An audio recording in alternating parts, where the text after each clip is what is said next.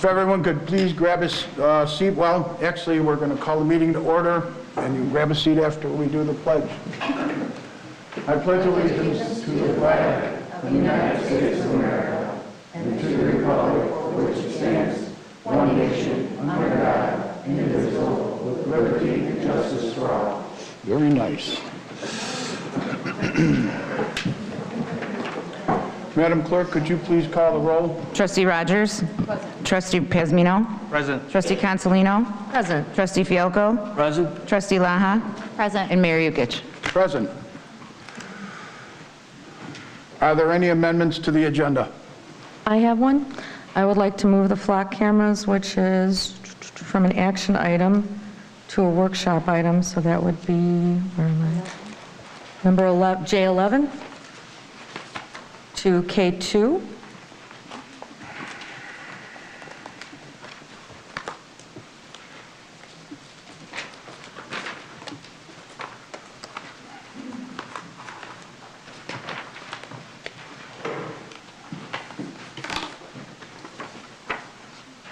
And you're moving it to K2? Yes. Okay. All in favor? Aye. You need a second Oh, first. thought we already got that. Second. All right. Thank you. Who seconded? I did. Nicole. Okay. All right, all in favor? Aye. Aye. All opposed? Okay, we're all set there. Any other amendments, changes? Okay, next. Yes, there is. We'd like to remove M from the agenda under new business. I'll second that.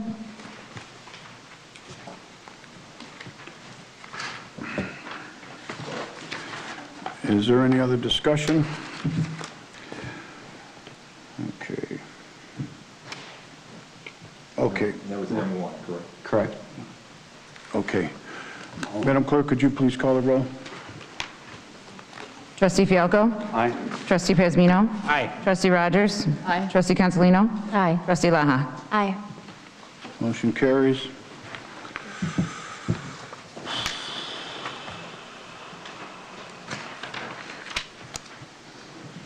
Christ. There's too much stuff up here. Okay. We're going to go to the minutes.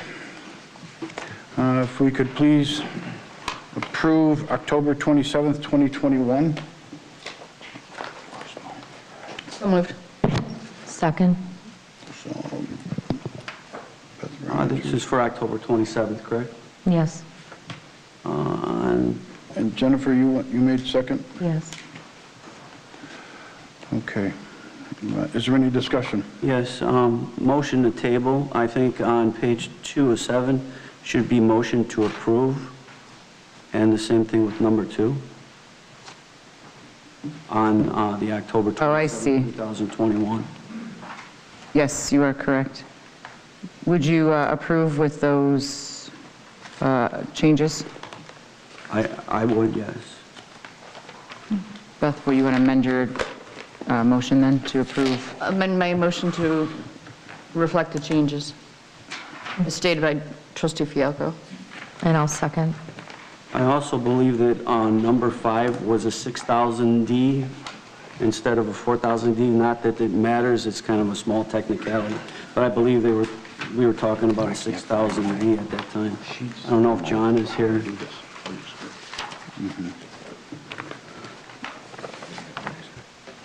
Okay. Madam Clerk, please call the roll for October 27th. Trustee Rogers? Aye. Trustee Consolino? Aye. Trustee Laha? Aye. Trustee Pazmino? Aye. And Trustee Fialco? Aye. Motion carries. Now, if we could go, if Amended. Amended. next would be December 8th, 2021. Where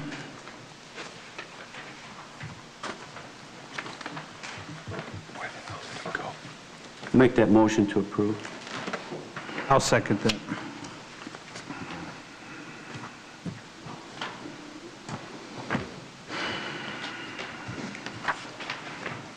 Any discussion?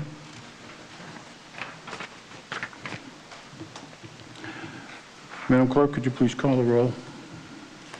Trustee Cancelino? Aye. Trustee Laha? Aye. Trustee Pazmino? Aye. Trustee Fialko? Aye. And Trustee Rogers? Abstain. Okay. Is there, then next we'll go to December 20th.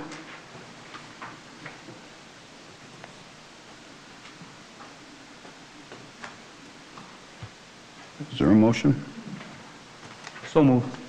I will second Trustee it. Pazmino, Trustee Fialko. If I could speak on behalf of these minutes, as you notice, these minutes are a little different than usual, obviously for the reasons of all the changes at that meeting. So there's really not many numbers and more quotes than usual. Just so you guys see that. Okay, Madam Clerk, could you please call the roll? Trustee Fialko? Aye. Trustee Rogers? Abstain. Trustee Cancelino? Aye. Trustee Laha? Aye. Trustee Pazmino? Aye. Motion carries. We have a public hearing for the annexation agreement with Homer Township for Trantina Farm. So we have to, so I need a motion to open up public hearing. So move. Second.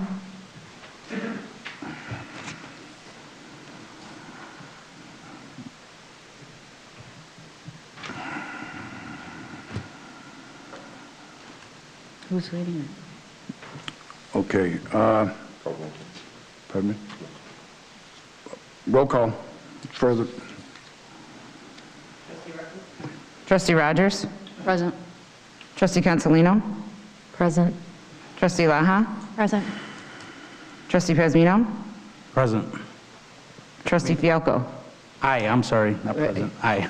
We said present. I thought, Okay. because we're Just to approve opening the public hearing. opening the public hearing. My bad. Yes. For the annexation agreement of Homer Township for Trantina Farm. I didn't finish the roll call. Trustee Fialko? Aye. I'll stay in uniform.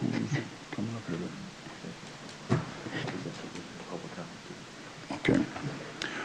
Is anyone in the public have any questions on the annexation agreement with Homer Township for Trantina Farm? No? Then I need a motion to close it. So move. Trustee Pazmino? Second. Trustee Fialko? Any discussion with the rest? Madam Clerk, please call the roll. Trustee Cancelino? Aye. Trustee Laha? Aye. Trustee Pazmino? Aye. Trustee Fialko? Aye. Trustee Rogers? Aye. Okay, next would be Mayor, reports and communications.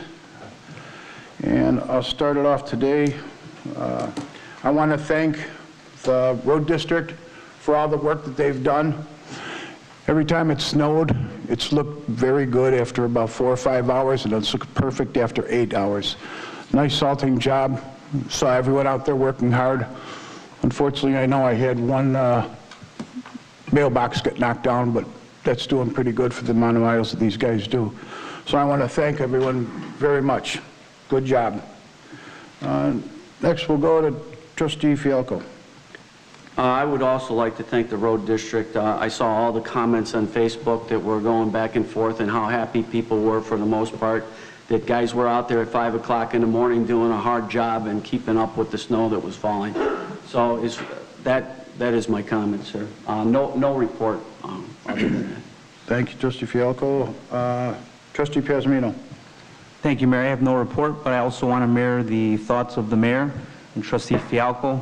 Thank you to our staff, boots on the ground, getting that snow away. I know how tough it is to get up that early and to do what you guys do. Thank you. Did Rose jump on yet or no? Not yet. Okay. Trustee Rogers. And no report.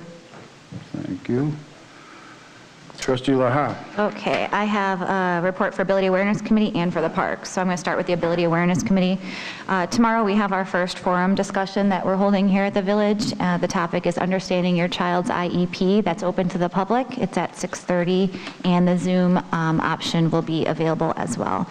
We're bringing together educators, advocates, parents, and guardians to speak about their knowledge and their journey pertaining to their IEP experience, in hopes to educate and inspire and kind of just give a forum for parents and educators to come together and share. So I'm excited about that. I'm really excited about that. We have a really good sign up already, so it'll be our first one that we're hosting out of 3. Next, moving on to the parks, we had a really, really great meeting. It was long but productive. We had a full house. Majority of the meeting was discussion surrounding the potential property at 143rd and Golden Oak. And I'm going to save my actual parks report for when we talk about that specifically, because I think it's important that all of the committee members' viewpoints are represented when we get there. I just want to thank this committee for representing the community members. I think we saw a lot of really great opinions and facts, and I just think that's really nice to have that committee fighting. They're very passionate about the parks, and I think they serve Homer Glen really well. So I just want to thank that committee for working so hard, you know, and their dedication for all showing up and taking this really seriously, because it really does matter. We missed Trustee Reinders, so we're hoping and wishing her a speedy recovery, and that's all I have for my reports. Thank you. Trustee Consolino? I have no report tonight, but I would like to say thank you to all our staff with the streets and with the salt. We've done a phenomenal job. Thank you. Thank you. Next would be the village clerk. Mine's pretty short and simple. I passed you guys, before the meeting, I gave you guys each a little report on the unpaid business licenses. To date, we have 86 brick and mortar businesses that are currently late. I'm sorry, they will be late as of February 1st, and 76 home businesses that still haven't paid. It's $30 right now to the businesses. As of February 1st, it will be $60. That's pretty much it. Thank you. Village attorney? No report, Your Honor. Carrie, do you have any kind of report? No report, thank you. You're welcome. Public safety officials? No report, Your Honor. Thank you, Lieutenant. Interim village manager? I'd just like to thank the board for their comments. I'll make sure that gets back to staff. Okay. Next would be public comment. We have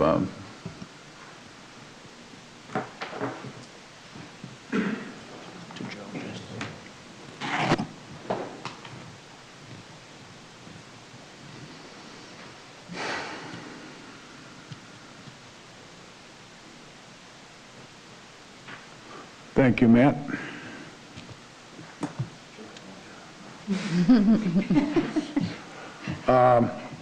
It's a 3-minute limit, if you could please, and our village clerk will give you a nod when there's 30 seconds left. So first one would be Russell Mack.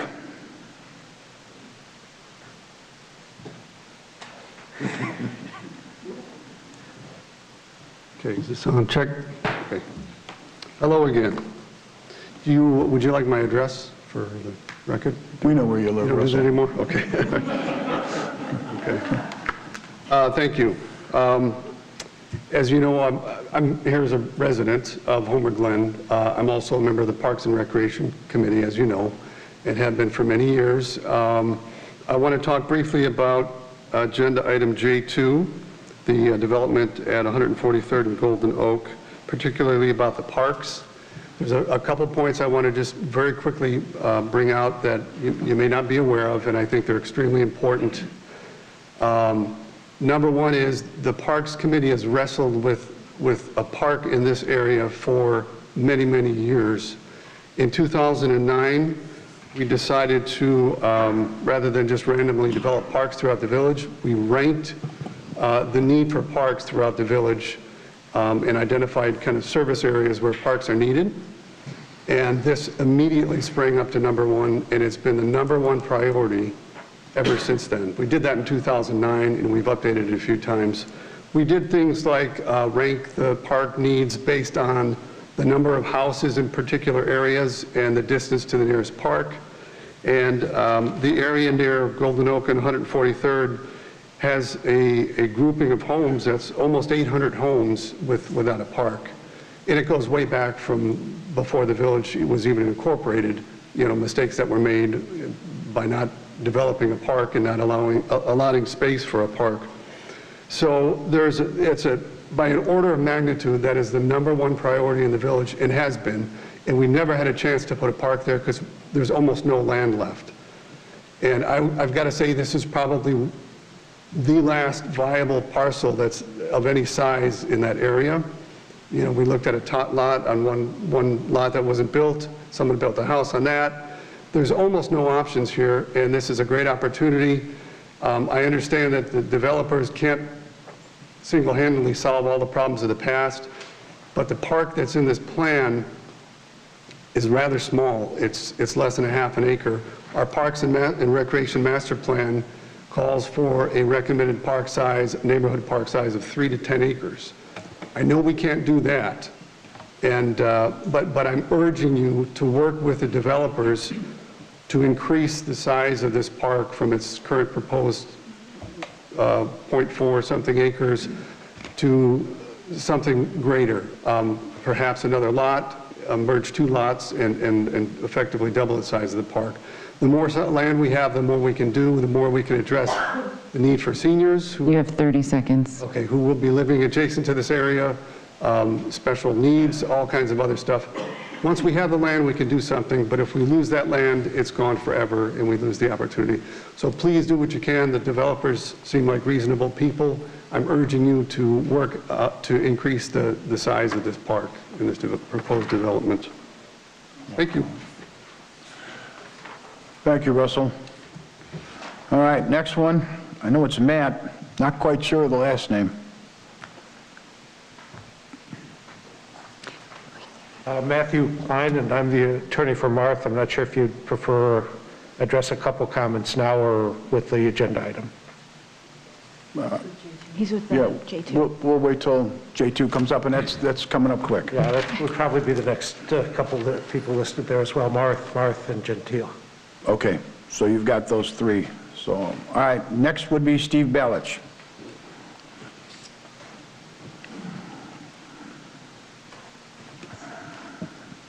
I'm here because I saw on the agenda apartments again, and by Twin Lakes, and I don't understand why they keep coming back. You know, who's the person that wants it on the board? I don't know, but everybody in Homer Glen, I shouldn't say everybody, for the most part, everybody in Homer Glen does not want apartment buildings.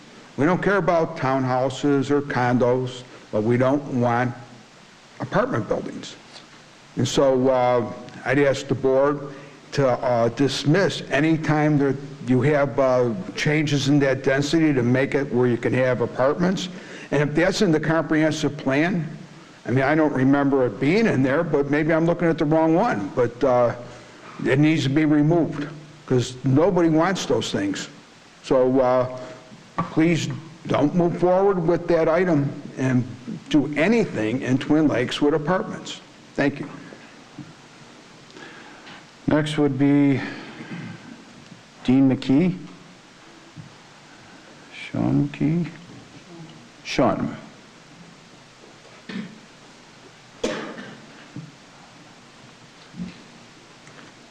Hi, I'd like to speak regarding the audio company that has a quote up for vote today for the festival. And before I say anything, I want to qualify my statements. You guys know me as, I help out here with IT and whatnot, but I'm also an Emmy-nominated audio engineer, composer, and TV producer. And I've worked on festivals that have had up to as many as 90,000 people there in producing those festivals. So I saw the quote from them today, and I saw that everything is itemized with the brand, the model number, except for one thing, which was the first item, which is the mixing board, and it just says digital mixing board. And I said, well, why is that? Because that's the most important thing. Why wouldn't that be itemized? And so I called the company and asked them which brand it is, and they said it's a Midas 32, M32. Midas is owned by a company called Behringer, and they have been sued a number of times for making knockoff products, and also have sued people that have spoke out against given bad reviews of their products, to the extent that they created a fake product to make fun of a person that owns a website that reviews products. And it was viewed as very anti-Semitic and racist. And so, as a general consensus in the audio industry, they've kind of blacklisted this company. So what I would like to suggest is that you guys table the vote for using this company and maybe talk to them and say, see if they can use another product, because the majority of the industry has blacklisted Behringer and their products. That's it. Thank you, Sean.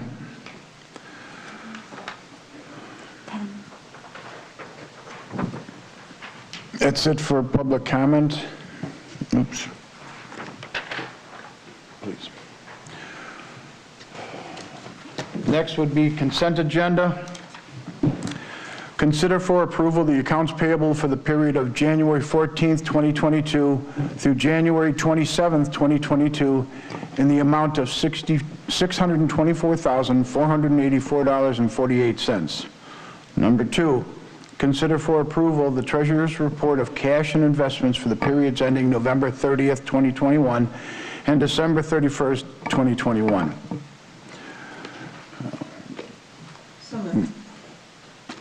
Do we have a second?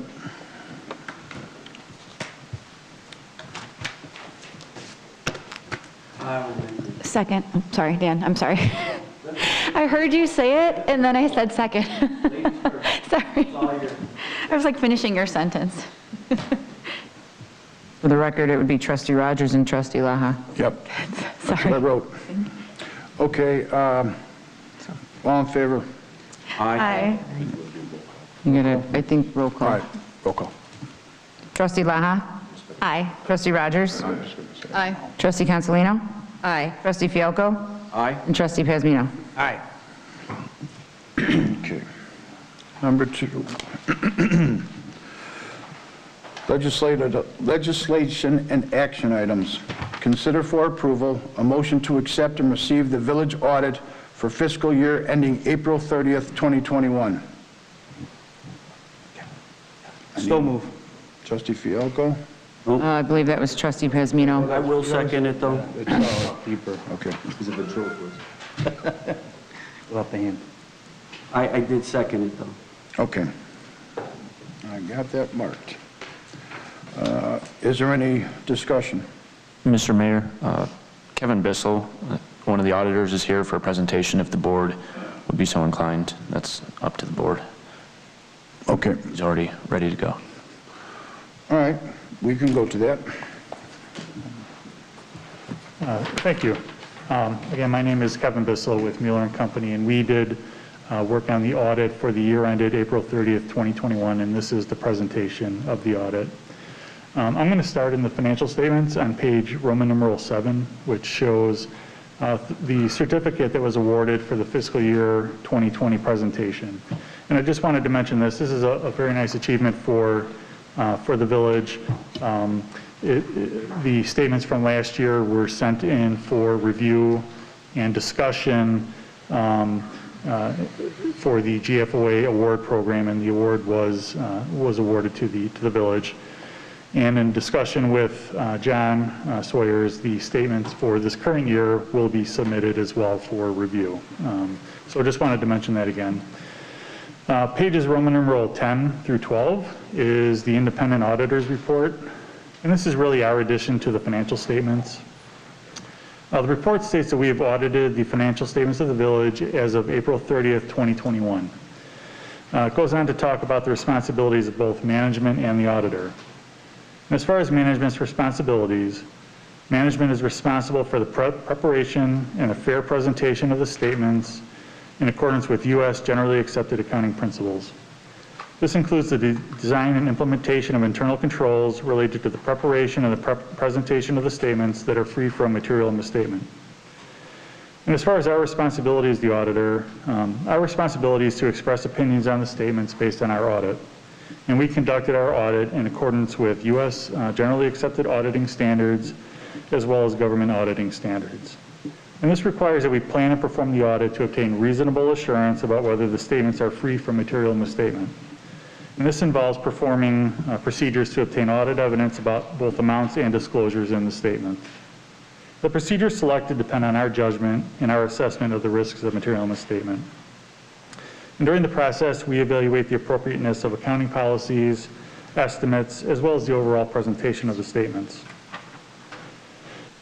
Page Roman numeral 11 presents our opinion, and what it says is that, in our opinion, the financial statements of the village are presented fairly in all material respects at April 30th, 2021, in accordance with U.S. generally accepted accounting principles. I'm going to go ahead and move on to the management's discussion and analysis on page Roman numeral 13. The MD&A, as it's called, is unaudited, but it's a really good summary of the year. It explains some of the important information that you see in the financial statements that follow it. Some of the highlights for the year that are highlighted here. The assets and deferred outflows of the village exceeded liabilities and deferred inflows by $73.7 million at year end. About $51.4 million of that is invested in the capital assets of the district, of the village. And about $7.6 million of that balance is restricted for capital projects and public works. Now, the increase in that position for the year was about $9.6 million. And that's related in large part to the capital assets that were received from Homer Township, which was about $4 million. And the village also received about $800,000 of Rebuild Illinois funds and about a little bit over $1 million in CARES Act money. The village had fund balance, governmental fund balances of about $22.1 million at year end. And the fund balance for the village increased by about $4.6 million from the prior year. And again, this is partially related to the receipt of that CARES Act money and the Rebuild Illinois funds. Page Roman numeral 15 gives a summary of the assets, liabilities, and deferred amounts for both the current and the prior year. As we can see there, net position increased about $9.6 million for the year. Cash and pooled cash is up from last year, partly due to that additional grant funding that I mentioned. And at year end, the village had about $14.8 million of unrestricted net position that could be used for ongoing obligations. Page Roman numeral 16 shows a table with some details about that increase in net position. Intergovernmental revenues were up from the prior year, as were grants. And the net position increase also includes the new water management fund that began in fiscal year 21. As we can see there, expenses of the village were pretty consistent between fiscal year 20 and 21. And on page Roman numeral 18, there's an analysis there of the village's funds at year end. Again, the governmental funds reported ending fund balance of about $22.1 million at April 30th. About $5.2 million of that is unassigned and available for ongoing obligations of the village. $7.6 million was restricted or committed for various purposes. And as mentioned, fund balance increased by about $4.6 million for the year. Page Roman numeral 19 gives some information about the general fund, which is the village's main operating fund. And it shows that it had a surplus of about $2.8 million at year end. And then $2.6 million of that was transferred to other funds as directed by the village. The motor fuel tax fund increased about $1.4 million during the year. The increased revenues relate to the new renewal fund revenue that I mentioned that was available for this year, and that led to that increase. The Park and Recreation Fund increased by about $1.9 million for the year for an ending fund balance of about $5 million. And the Home Rule Sales Tax Fund showed about $695,000 of fund balance at the end of the year. Capital Project Fund had fund balance of about $8.6 million at April 30th. Fund balance decreased a little more than $550,000 in the current year, and that's related to spending on some of the capital projects of the village. The Water Management Fund, again, which was new this year, had net position of about $275,000 at year end. Page Roman numeral 19 gives some information about the budgeted expenditures of the year of the village. I wanted to mention that the general fund expenditures for the year were about $575,000 less than had been budgeted for, which is about 6% below budgeted levels. Some of the reasons for that, there were less general government costs and less economic development costs than were anticipated. Page Roman numeral 21 discusses some of the upcoming initiatives for the village for fiscal year 22 and is some good information for your review. That really presents the MD&A in total. The statements themselves follow that MD&A that I talked about. That MD&A really gave a good overview of those statements. So I'm going to go ahead and move on to page 23 of the statements, which is where the footnotes to the statements begin. And the footnotes present information about the village and about the policies of the village. And there's just a couple here that I just wanted to point out to you, some of the more important disclosures. Page 31, there's some information there that the village's deposits were fully insured or collateralized with a letter of credit at April 30th. So all of the village's funding was secured at year end. So just wanted to make sure I mentioned that. Page 33 and 34 gives some information about the capital assets of the village. As we can see there are some capital asset additions that are reported, and a lot of that is related to the assets received from Homer Township. Page 35 shows a table of long-term debt. As we can see there, the debt of the village at year-end is primarily the IMRF pension liability, which is a liability that is common to municipalities and other governmental units for the year of the state of Illinois. Page 36 presents a table of fund balances at year-end, April 30th. Again, as we can see there, there's about $22.1 million of fund balance at year-end. 7.6 million of that is restricted for certain purposes, primarily highways and streets and capital projects. About $8.9 million is assigned at year-end, again, for parks and capital projects primarily. And about $5.2 million at year-end is unassigned and is available for the operations of the village. Now, the rest of the footnotes are devoted primarily to the IMRF disclosures that are required to be presented related to the village's pension liabilities. And there's some good information for your review, very detailed footnote information there. And following the footnotes, the remainder of the statements are more detailed schedules of the information that I've already mentioned. But there is some good information there as far as how current year results compare with budgeted results as well as prior year results. So again, there's some more detailed information about what I've already discussed. Another portion of this statement that I wanted to mention, pages 52 to 68 are the statistical section, and this is a section that is required when you submit for that award that I mentioned at the beginning of the presentation. So this section is required. And this section gives some good statistical schedules that present some important information and 10-year trend data about the village and about the economic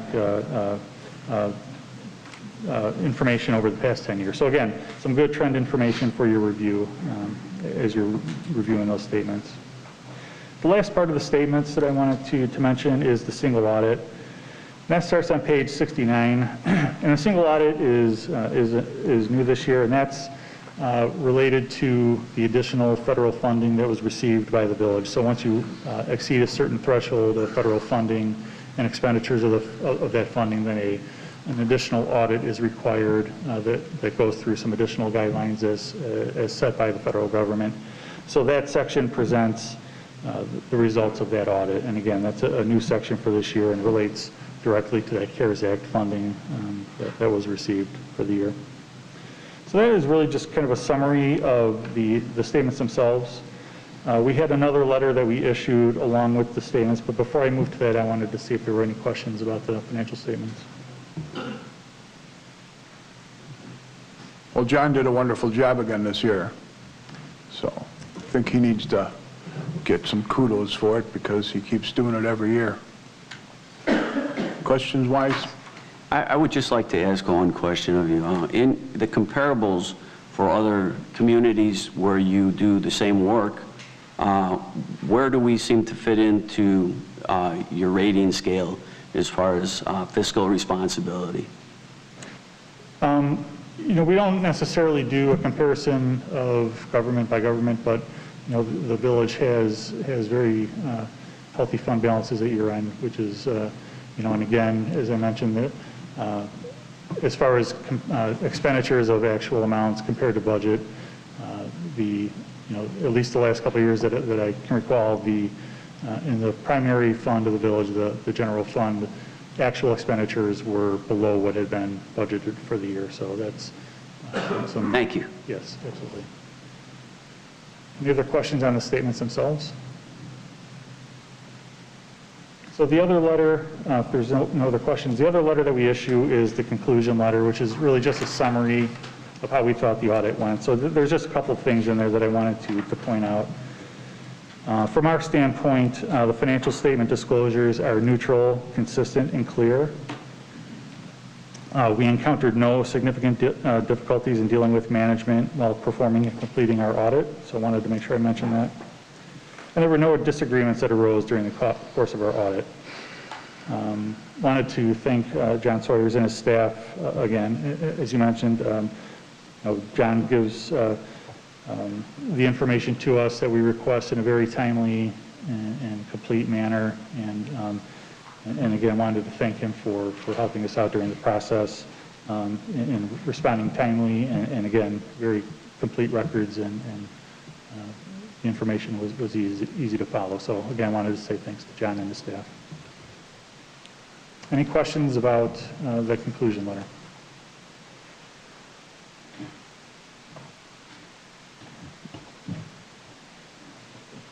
Do we have any other questions, or?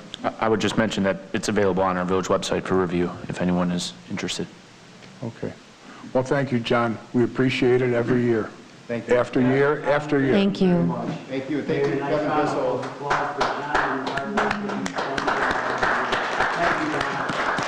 Thanks, Kevin. Thank you. You Thanks. have to vote to accept it. You want to call the roll? Trustee Fialco? Aye. Trustee Rogers? Aye. Trustee Cancelino? Aye. Trustee Laha? Aye. And Trustee Pasmino? Aye. Thank you very much. Thank you. Okay. Number 2, consider for approval ordinance number 22-004, a request for 1, a preliminary plat of subdivision, 2, a map amendment from A1 agricultural to R6A attached family residential district, 3, a special use for the planned unit development with certain exceptions, and 4, site improvement plans for certain real property located at 13240 West 143rd Street, Homer Glen, Illinois. So moved. So moved. Second. All right, so Trustee Laha and Trustee Pasmino. Discussion. Do we have somebody that's presenting it, or? I can do that. Thank you. I do have a few. The builder is not here tonight? Yes. They are here. You want to come up? This way, if there's any questions, we can answer them, or... I can read that one up there, I think. We lost our monitor over here. So I have just a few slides just covering some of the high-level topics. I did include a slide that kind of covered the public hearing and the comments that came out of that public hearing. I would describe the predominant conversation at that meeting was about flooding issues. There was a lot of concern from residents nearby to the north and to the west of this property, particularly to the west, I would say, because there appeared to be some pretty severe existing flooding issues that happened during storm events, including some flooding to septic systems and some leakage into basements and things like that. The engineer spent a lot of time talking with the public about and clarifying how the pond is designed.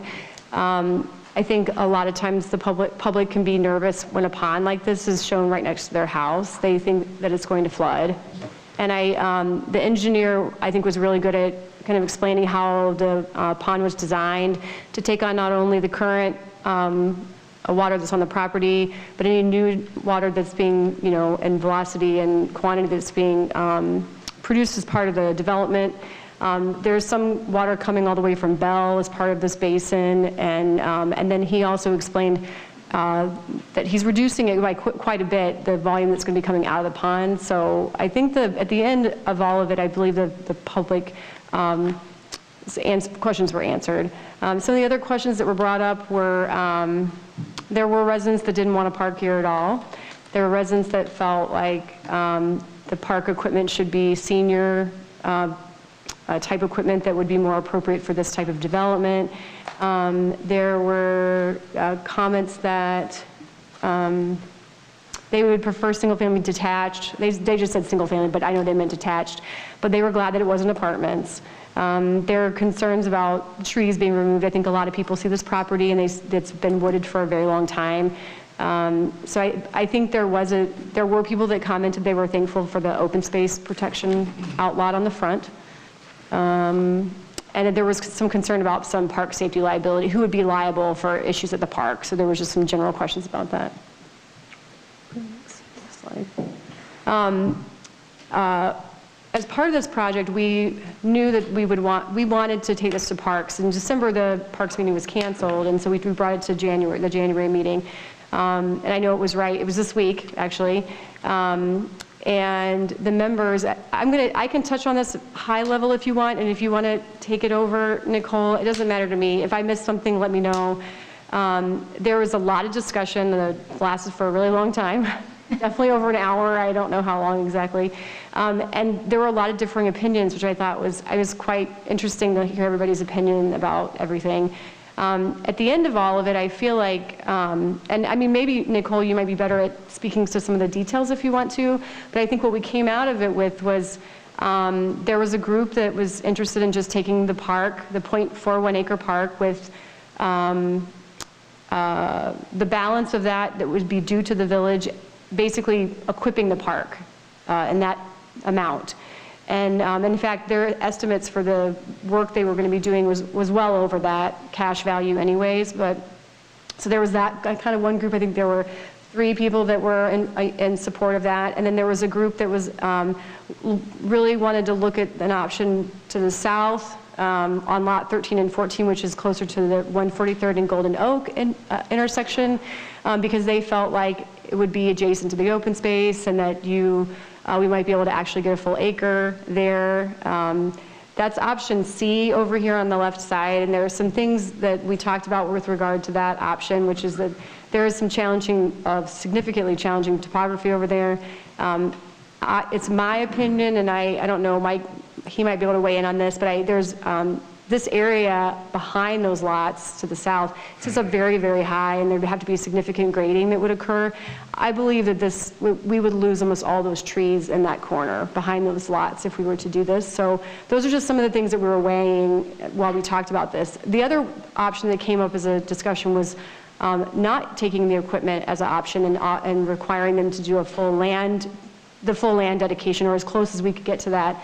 And I think that one of those options is it's surrounded in orange, option B, which is no equipment. That area, if we take on lot 1, equals about 0.788 acres.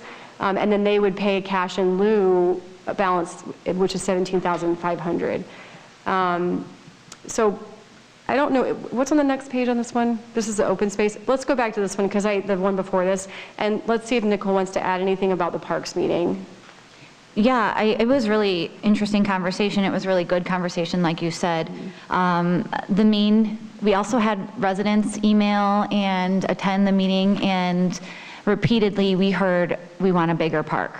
Over and over and over. We want a bigger park. 0.4 just is not enough. It's definitely not within our codes that we've set before. And I have to agree with Mr. Knack when he spoke. Once that land is gone, that land is gone. This is our one last chance to get as much land as we possibly can. End the park desert, as one of the residents came and said. And I think overall, we all were able to come to a really nice agreement that we just want a nice sized park to be able to support this particular development. So Yep.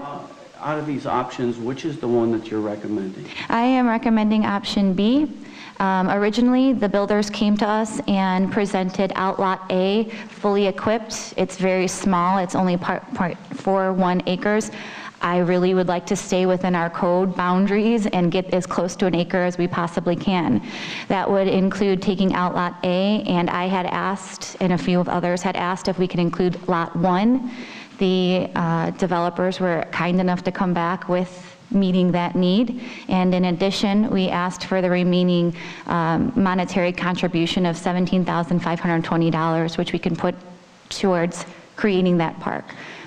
So, something I just would like to add, we get creative input with that park development. Would we be getting the same size lot by going with lot 13 and 14? And the only reason I ask that is because it's adjacent to that beautiful piece of property that's got all the woods on it, which not every park has equipment in it. Like in New York, we've got Central Park, right? And this is one of my most favorite pieces of property in Homer Glen right now. It's beautiful there. And I know we're saving a lot of trees, but if we made the park adjacent to the wooded area that's the buffer, would that complement it better? So that definitely was brought up, and it does seem an attractive option because it's going to give the appearance that the park is bigger because it's lining up to open space. There are concerns, not only from the developer, but the construction, which I'm sure he's going to touch on. That's really high. It's about a 20-foot elevation. And so eventually those 4 lanes on 143rd, it's going to be widened. Who's to say that they don't go extra wide and go right into that space and then we lose part of that park? I'm worried about losing the trees, and I'm also worried about safety when it comes to kids right there on 143rd and Golden Oak, right on that busy corner. So those were some of the things that were brought up. Trustee Fialco, I can also answer your question that those 2 lots together are actually smaller. They only measure about 26,000 square feet in total. Part of it is that there's a buffer on the east side that we would not be able to take in. They're using it for grading and drainage. You can kind of see that. That's not necessary on the northeast side because the topography is just not as challenging up there. So. Thank you, Trustee Laha, for, I know you're paying attention to details, so that's why I'm asking your advice for all the work that you've done on this, and that makes a lot of sense now. Yeah, I'm really excited for this opportunity. You know, I'm not going to lie, this gives our board the opportunity to work together and put a really nice park end to end. The park desert that's been in that Old Oak area for years. So that was my input, and you know, as a Parks Committee chair. All right. I'd like to ask, do you still have something to say, Melissa? I do, and I actually have a slide that talks about, well, I have some elevations, so you can, if you have comments about that, Dan. And then I have an open space slide as well. So do you have comments you want to talk about right now? No, I thought we'd move. Are we past the parks portion of it? Not yet. Do you have? Okay, no. No question. More questions. No more questions on the park. So you're going to go to open space.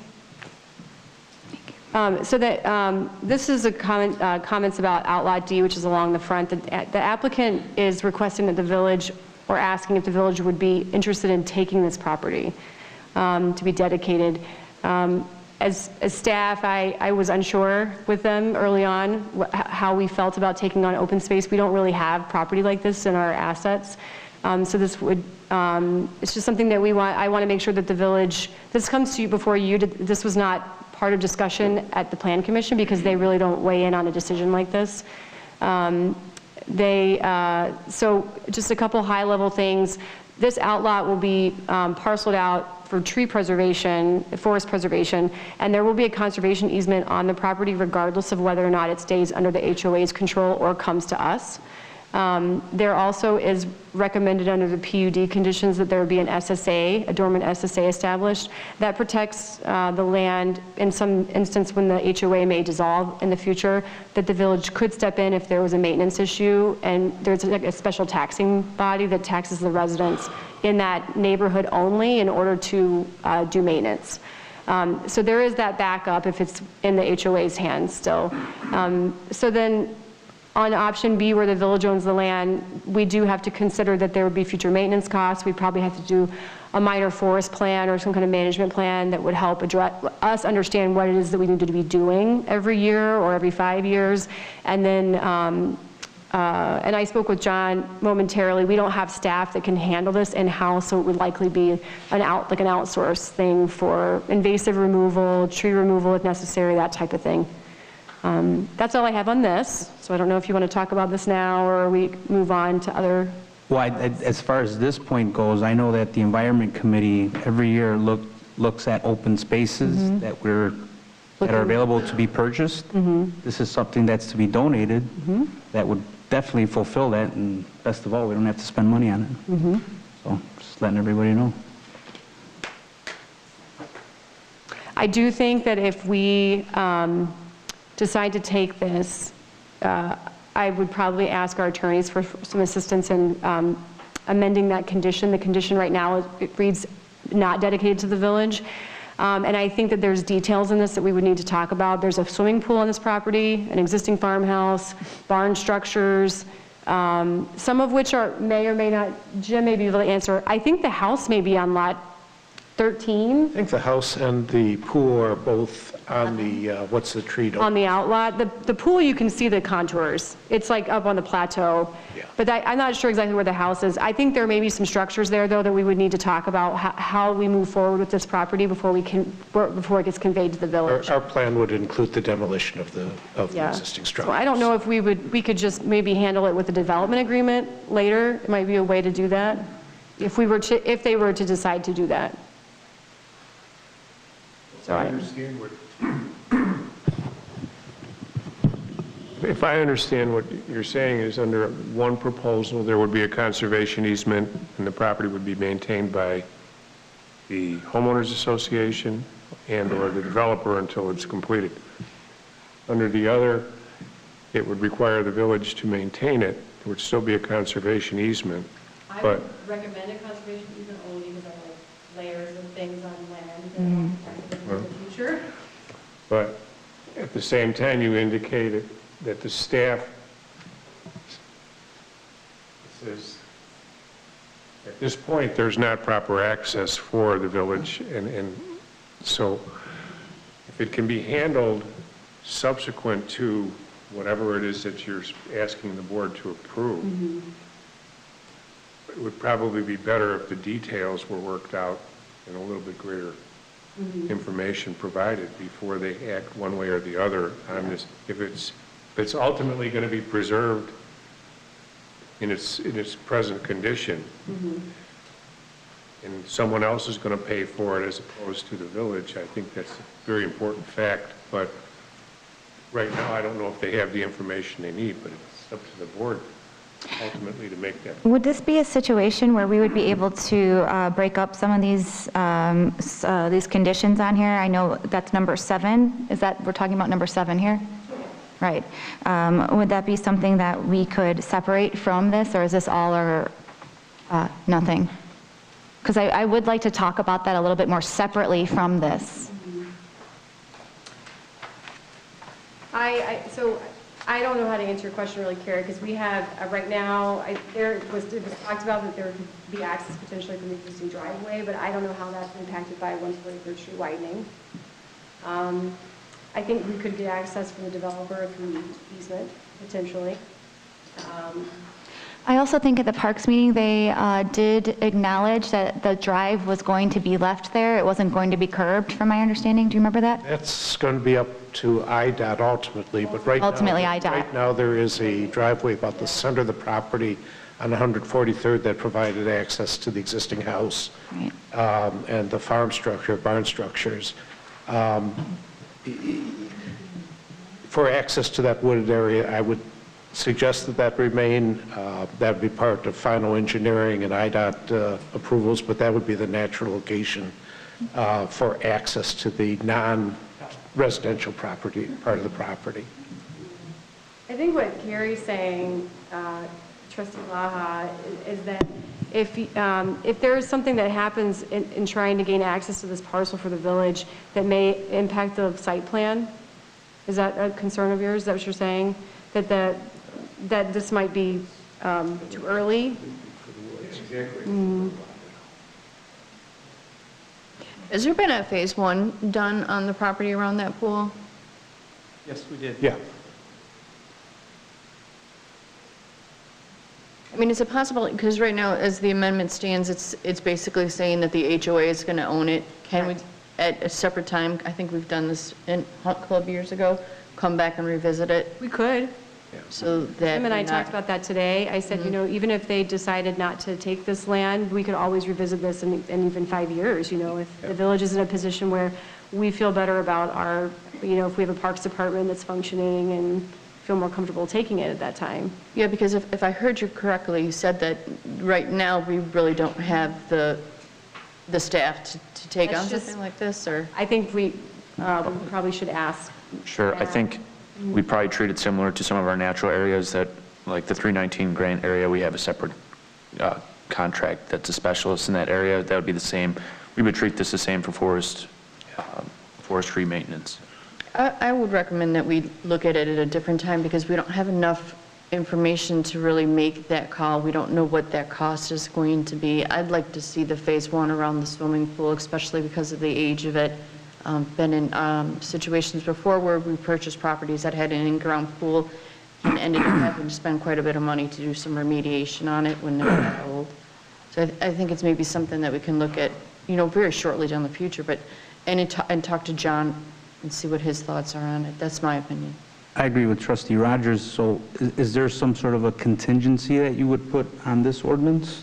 It is in the ordinance. It's in the ordinance that they own it. It says that this particular outlet shall be subject to a conservation easement, the terms and conditions of which shall be subject to review and approval by the village attorney. So the easement itself is preserved, so to speak, or the right to the easement. Specifics probably should be better left for discussion down the road until you have the information you need. I mean, right now, you don't necessarily know what it's entailed, or what is entailed here.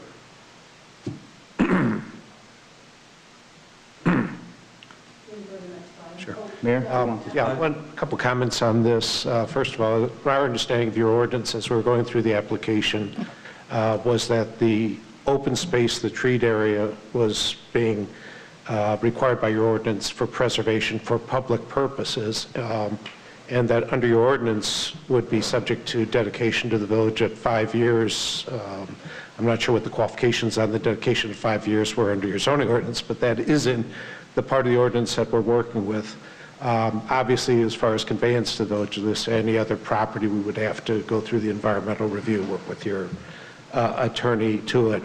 Our preference as developer, I think, would be for the village to end up with ownership of the tree conservation area. It's being preserved for the good of the entire village, not just for our 48 homes. The seniors in that, so I think you're going to be in a better position to maintain that property over a long period of time than future homeowners of our development would be.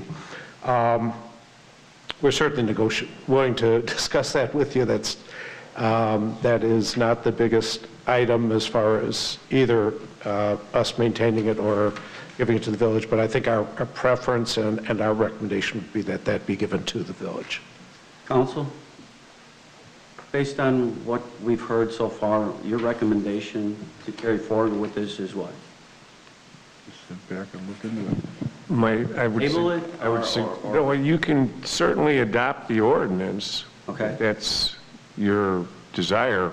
And as I said, the ordinance does preserve or does require the easement, the conservation easement to be put in place.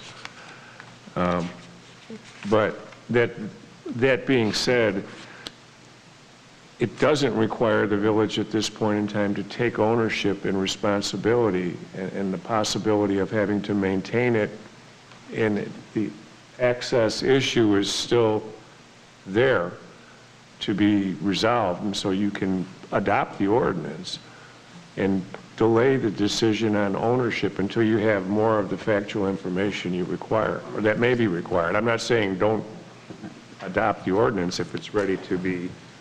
Is it something that the village staff wants to recommend going forward with, correct? And it certainly can be dealt with at final plat as well. Right. Okay. I just wanted to make sure that we were all clear on the direction we're going here. Because I did have some additional things to add today.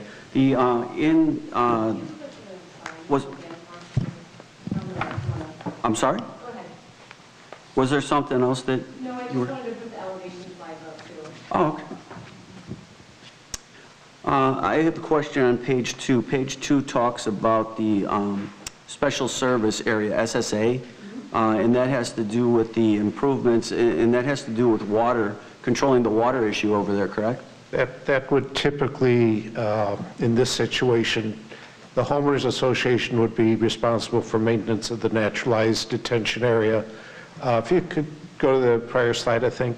So that area at the west of the site, the detention is in there. There is a weir that restricts the exit of water from the site to the west. It covers the water that comes into our site from off-site that has been uncontrolled over the last several years. Is that at a worse point where that kicks in and helps assist with the drainage? Yes. Or is that something that is continuous? No, that's continuous. I mean, we're constructing the detention area. We basically build an area that's a hole in the ground to hold water, then it's designed to be naturalized with prairie. Now, wetland. somewhere in there, there's a pump though, right? No, there's no pump. No pump? This is all gravity. All right, that's what was going to be my next question as far as the noise that comes from. No, this is totally silent. Okay. It's a weir. It restricts the water flowing out. There will be less water flowing out at any given time than there is currently because there's water coming out that just flows right through. We hold that water back. We hold back the water that runs off our property and restricts. So we'll improve the drainage going to the west. I talked to Melissa today, and that is exactly what she said, that it'll actually make that situation better over there. Yes. I know with the residents, there's some concern that was mentioned about Yes. flooding, so just to put that to rest so everybody knows Right. that actually that's going to improve the drainage over Yes. there, not in. Our engineers, Sean, spoke with the neighbors at the meeting. As to your point on the special service area, the homeowners association will be responsible for maintaining the area in that detention pond. If the association fails to maintain it, the village has the ability to step in and require basically an additional tax just on the property that would pay for the cost of maintaining that area. I like the price point that you have on each of these units, especially at the higher end. I think it goes up to $700,000, correct? There's a base price point. Typically, these are not first-time homeowners. These are probably people that, your community, Homer Glen has about 18% of the village is over 65 currently, and then another however many people that are over 50. That's a target audience of the MARTH, attached single-family development. These are people, most of them live in your community now. They're going to buy a home. Some of them have already bought homes from MARTH and in town. They will be selling a home, buying a home here. The typical price starts at about $400,000, $450,000, and that's a pretty well appointed property. Well, do you want to explain? They go up from there. So I have a few more questions that I'd like to get to because time is important here. I don't want to be talking too much. You've got the garage doors, and we've brought up this conversation before with other builders, and I see they're not typically white. A lot of builders are using white garage doors. Being that your garage doors are side by side, would you be opposed to us changing the conditions of the PUD to reflect that maybe, because that's a wooded area right there and we're preserving this wooded area. If we had garage doors that maybe had a wood grain texture to them and weren't, I know those are like taupe, they're not white, but I think making that a wood grain type of door as the standard would help for that development as far as the aesthetics of it and what it's got next to it in the history behind that property. These are typically a darker colored garage doors. They're actually a carriage style door, so they're like a carriage style where they got the brackets on there, and they do have a wood grain to them. I guess we are hesitant with darker doors because when the buildings face west, I'm not talking that dark brown that you see out there a lot now. I'm just talking something a little more subtle that would have a wood grain texture to it that would kind of complement the area that it's sitting in. Right. And then I did have a second question too when it came to the dormers. I'm looking at this drawing right here, and I see you've got that single little dormer on the top, and then I got a picture from where it sits in Orland Drive on Scarlet Drive. I'm not sure that that peak on this drawing matches this. It looks like the one that you're putting in Homer Glen is a little taller. But it doesn't seem symmetrical when you put that little dormer in there. I don't know. I'm guessing it's just for aesthetics. It's not something that's a usable dormer from a room, right? Yeah, in Orland Park, I think they required non-symmetry, so the two different portions of the unit had to be different. Yeah, because to me, that doesn't look right, just looking at the one from Orland Park. But in this drawing here, if you had at least two dormers where you give it some balance, right maybe above the peak of the garage, kind of in that area, I would say that would look a little better than just one dormer kind of thrown in there, where it doesn't kind of serve any purpose. The dormers you're looking at there in the picture, the digital picture in the bottom left-hand corner, that dormer does shine light into the foyer. So on the ones where you have the dormers up higher on the roof, they're just in the attic. So there's a difference. We have 6 different elevations that we use just so we can have a variety throughout the development. They look better. Yeah, I just don't, I'm just curious if you're seeing what I'm seeing, that it doesn't look balanced. When you look at it directly, it doesn't look balanced for what it is or for the purpose it's serving. They don't think it's good in the architect drawings, but the live pictures that we have there, those are the actual same buildings that we'll be building in Homer. So you can see that the slope of that roof. Enough room above the peak of the garage, it doesn't look like, as opposed to looking at the drawing that I have in front of me. The drawing makes it look like there's a lot of roof. Right. And then when you look at the digital photos, I mean, where the snow is, that's the roof. Today wasn't the best day for pictures, but you know, you don't see as much of the roof because it's only like a 612 pitch on that. On the drawings, it just looks a lot bigger than it actually is. And then the next thing I'd like to say is that's a historic area there. And that buffer that you're putting in, I really like that you're saving that, and you're trying to save as many trees. Yes. I talked to Melissa about this today, and being with the historic part of that piece of property, I'm wondering if anything can be saved from that property. We talked about pieces being used from an old schoolhouse before that were saved, and that could be saved, but not, that would fit aesthetically for that park, but not be destroyed because they have historical value to that piece of property, and maybe a plaque to complement it, maybe? Yeah, we certainly can work with the village and staff and parks in the, development of the properties. It goes, right now there's, 2 structures there, I think. 2 structures, a barn and a house.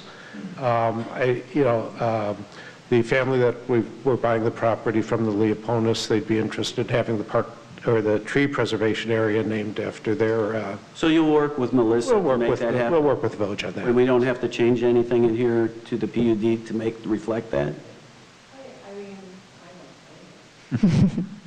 Okay, well, I'd like to make the motion then to... Well, I would actually like to amend my original motion under PUD conditions number 6 to read, the developer shall comply with the park donation ordinance of the village in connection with the development of the subject property, Outlot A and Lot 1, as shown on the preliminary plat, approximately .788 acres, shall be dedicated to the village for a park no later than 1 year following completion of the road binder provided.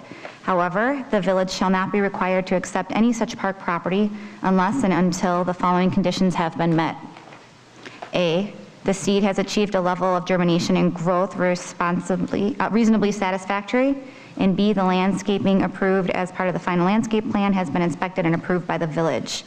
The balance of the parkland contribution, approximately .219 acres, shall be paid as cash in lieu, approximately $17,520. Trustee Pasmino, you made the second. Well, he did second it, he's got to agree to the change. Well, I mean, is the builder, are you okay with what she just, that's the agreement? Generally, yes. Yeah? Yeah. The numbers may be adjusted if the number of units change, but Okay. other than that. So I amend my second? You just agree? Oh, I agree to the amendment. Okay. In addition to that, I'd like to ask Trustee Laha that I make an amendment to the PUD to include the wood grain style doors, not being too dark, not being too light, as part of the aesthetics, since the garage doors are side by side, and to complement that area. And also, as we talked about, using historic parts of that property and preserving them either in the buffer or as part of the park or both. Probably not. With those amendments, it's probably better to have them, if you're going to incorporate them into your ordinance, I think you need to probably have the ordinance prepared with those amendments so that we have a clear record, because at this point, I think Trustee Laha made a very extensive amendment, and now you're making an amendment. So you're saying to include what I'm saying that it probably should. What I said in one amendment? I think, I think it should be, the ordinance should be redrafted to include that and then brought back to this board for approval so that we know exactly what you're doing. I think what I was trying to do, I talked to Melissa about this today, and then we were just to change, for as far as changing the conditions of the PUD, sounded like that would be sufficient at that time. Are you saying that wouldn't be the case? Well, when you say changing the conditions of the PUD, what I'm saying is that should be put into the ordinance before you act on it. I think it's probably a wise thing to do. It would take another 2 weeks to delay the process here, if I could. Is there a way around it without delaying the process for the builder? It sounds like that's going to delay it. Her verbiage is in the ordinance that we're voting on. Is your verbiage in the ordinance already? Yes. Oh, I thought you were amending something. Well, to clarify, Go ahead, Matt. the ordinance that was originally in the agenda posted, that did not have the amendment that Trustee Laha read. That was drafted based on kind of working through the process today based on trustee feedback. So Director King wrote that amendment for Trustee Laha. So that's I believe that's included in what's in front of you, it's the highlighted. It was distributed in advance of the meeting. I'm sorry, I didn't have a highlighted copy. Oh, sorry. Okay. Oh, it's not highlighted. Okay. Okay. And then Page 4 of 14. as far as the wood grain, he's saying that it is wood grain. Yes. And these are the ones that are on 167th Street, right? They're identical, yes. Okay. So is that model still open? Not on 167th, on 143rd and 80th, I'm sorry, 143rd and 80th Avenue, we have a model open there now. Okay. Which we'll use for a sales office for this development. Okay. And it has the door I've style. got it now. I've got, the copy I had did not have what Trustee Laha said. So then the only additional language would be The wood grain door to be part of the change in the PUD. and where would you want to put that so that the... Melissa, what do you recommend to make that work for you? I mean, I don't think there's really any great order for this. You can put it as number 8 if you want. We can make a number 8 to do that. And then to include, number 9 would be the historic pieces of that property that could be incorporated to the park and/or that buffer. I don't think that's something that we want to include in as a condition to the zoning.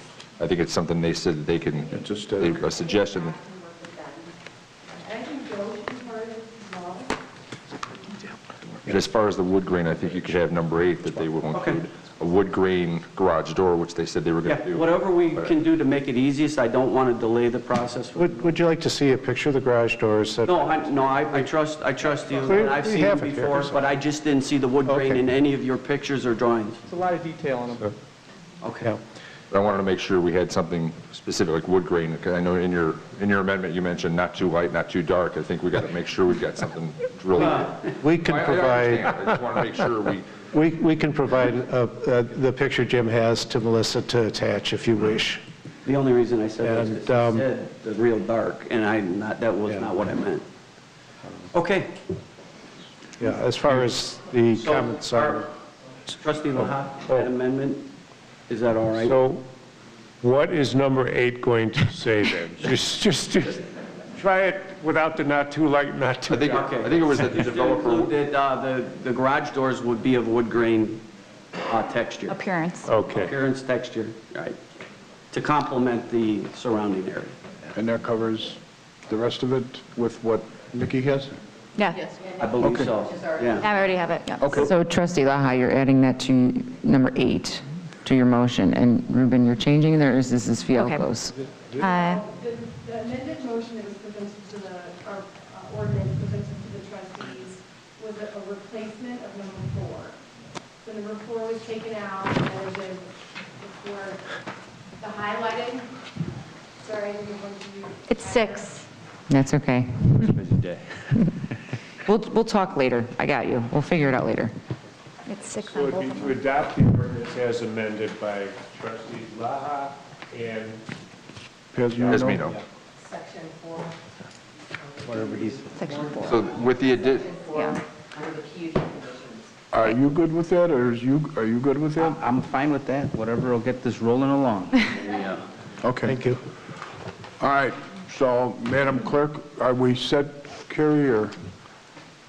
I think All right, Madam Clerk, please call the roll. Trustee Rogers? Aye. Trustee Cancelino? Trustee Laha? Aye. Trustee Pesmino? Aye. And Trustee Fialko? Aye. Motion carries. Thank you. Right. Thanks, guys. For All right. me, 1, 2.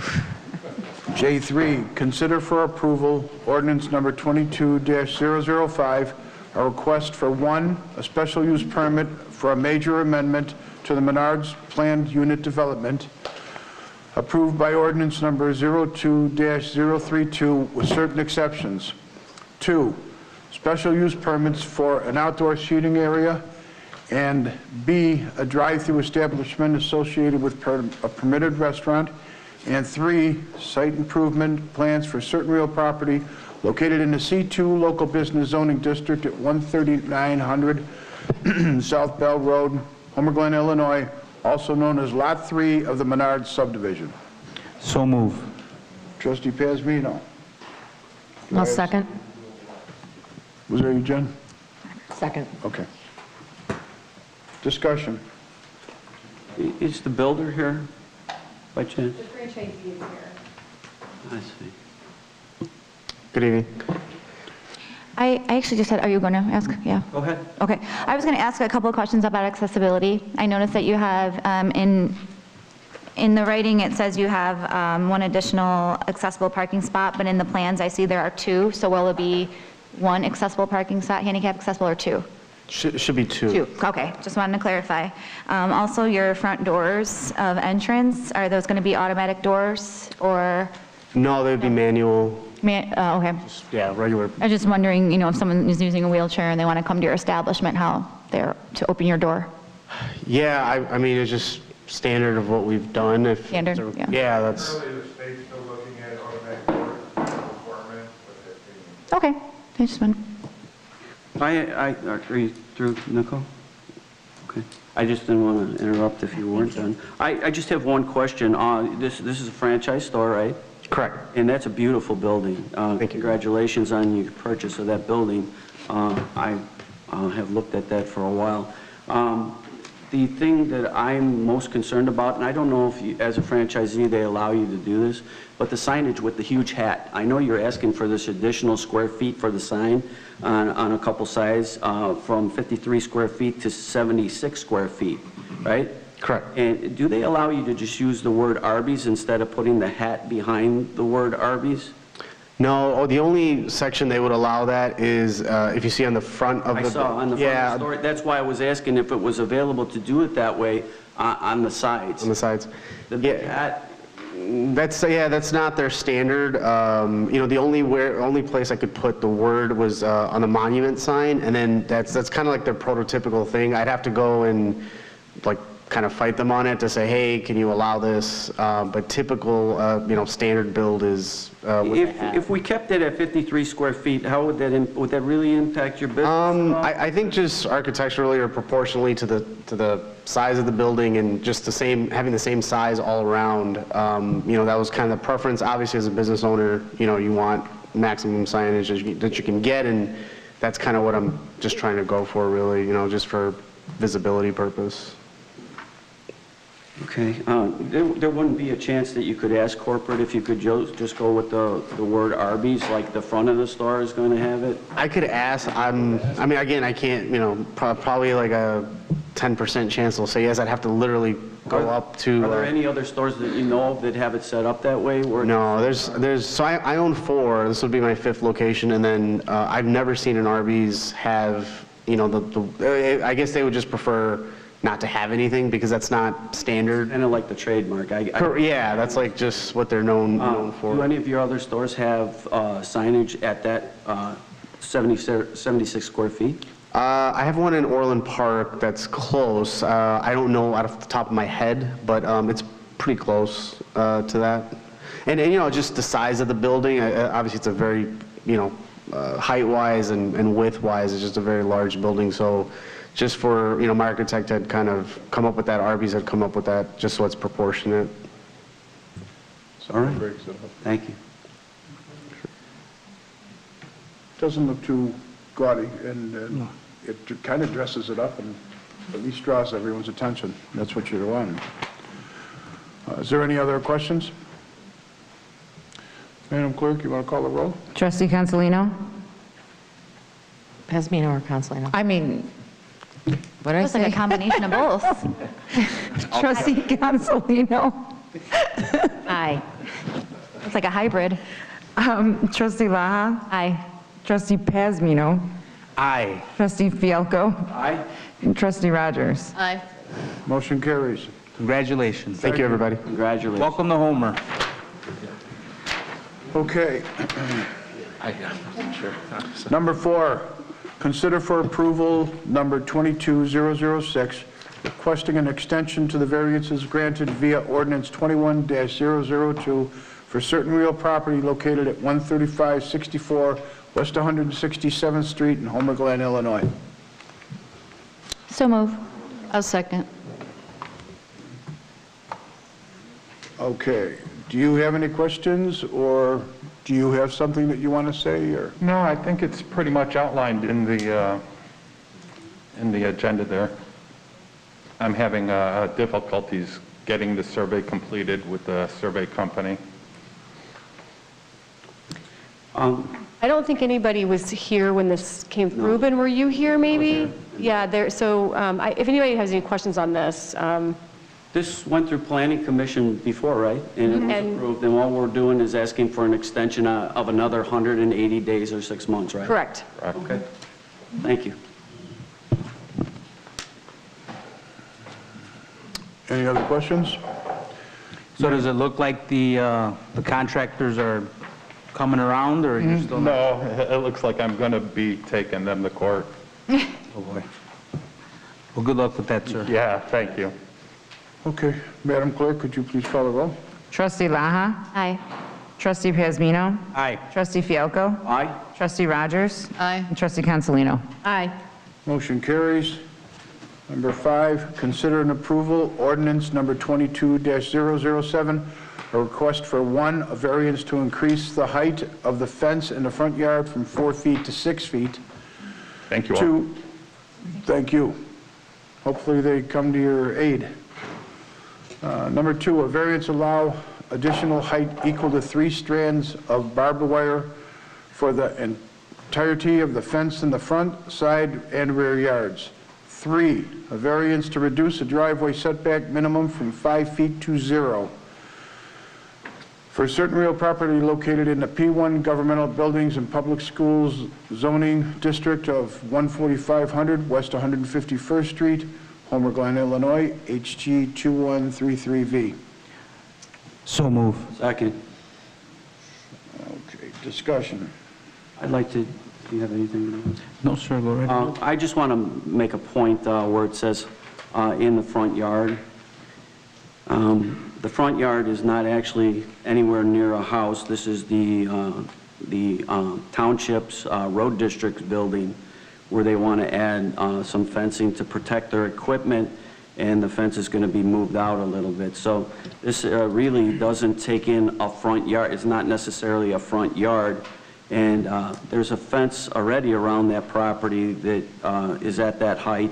So and the planning commission also voted on this 5-1, so I don't see this as a problem myself. So they're basically just adding the barbed wire that's already on a fence that's already there? And they're moving it up to 151st. All the way up to 151st? Not all the way up, That but is close. not going to be done till after the fest.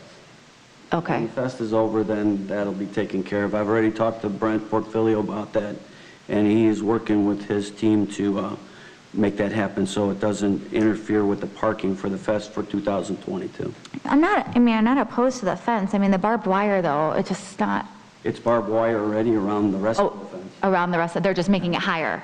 No, they're making it. Oh, they're bringing it all the way, okay. Right, they're bringing it out, but it's going to be the same height as the rest of the fence, and there's barbed wire on the other fence already. Right. So it's just adding on to what they already have.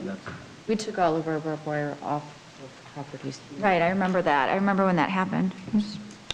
It says that one of the residents came in. Do you know if that was the Hansons who live there? Because I just want to make sure that they were made aware of this. I don't remember her name, Beth. I mean, they're the ones that it's going to affect the most. Are you talking about the property to the east where the horses are at? Mm-hmm. That fence is not going to there. That's actually Public Works property. Right, I mean, but they're the only ones that are, would have sight of this, that's all. Yeah, that is true. But just so everybody's clear, the fence isn't going to their property line. I think given the equipment and, the expense of the equipment, it's definitely needed. In Especially order to nowadays. protect Right. the assets of the Township Road District. Okay. Any other discussion? Madam Clerk, could you please call the roll? Trustee Pazmino? Aye. Trustee Fialko? Aye. Trustee Rogers? Aye. Trustee Cancelino? Aye. Trustee Laha? Aye. Motion carries. Next, consider for approval ordinance number 22-008. Wait, where am I now? An ordinance authorizing the execution of an annexation agreement between the Village of Homer Glen and Homer Township. So move. Second. Trustee Pazmino, all right, I heard three, so which one do I go with? Trustee Fialko? Aye. Put down Fialko. Right. Okay. Discussion. I think this is a long time coming. It's securing our borders against Lockport, and I'm just glad this is happening. Thank you to Supervisor Balich for seeing this through fruition. Appreciate it. Okay, is there any other discussion? Madam Clerk, could you please call the roll? Trustee Fialko? Aye. Trustee Rogers? Aye. Trustee Cancelino? Aye. Trustee Laha? Aye. Trustee Pazmino? Aye. Motion carries. Next, consider for approval changes to the 2022 meeting schedule calendar for the Homer Community Festival Committee. I'll make that motion. So move. Second. Oh, Laha? I'm so sorry. Second. I meant second. Okay. Discussion.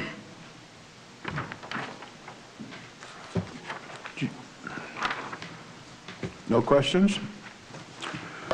Madam Clerk, please call the roll. Trustee Rogers? Aye. Trustee Cancelino? Aye. Trustee Laha? Aye. Trustee Pazmino? Aye. Trustee Fialko? Aye. Okay, motion carries. Next, consider for approval the appointment of Ruben Pazmino as co-chair and Carmen Morella and Ethan Fialko as members of the Homer Community Festival I'll Committee. make that motion. I'll second. Discussion. Madam Clerk, please call the roll. Trustee Cancelino? Aye. Trustee Laha? Aye. Trustee Pazmino? Aye. Trustee Fialko? Aye. Trustee Rogers? Aye. Motion carries. Next, consider a motion to approve the Ace Pyro LLC contract for the 2022 Homer Community Festival fireworks in the amount of $43,000. So Aye. moved. Trustee Cancelino and Trustee Fialko?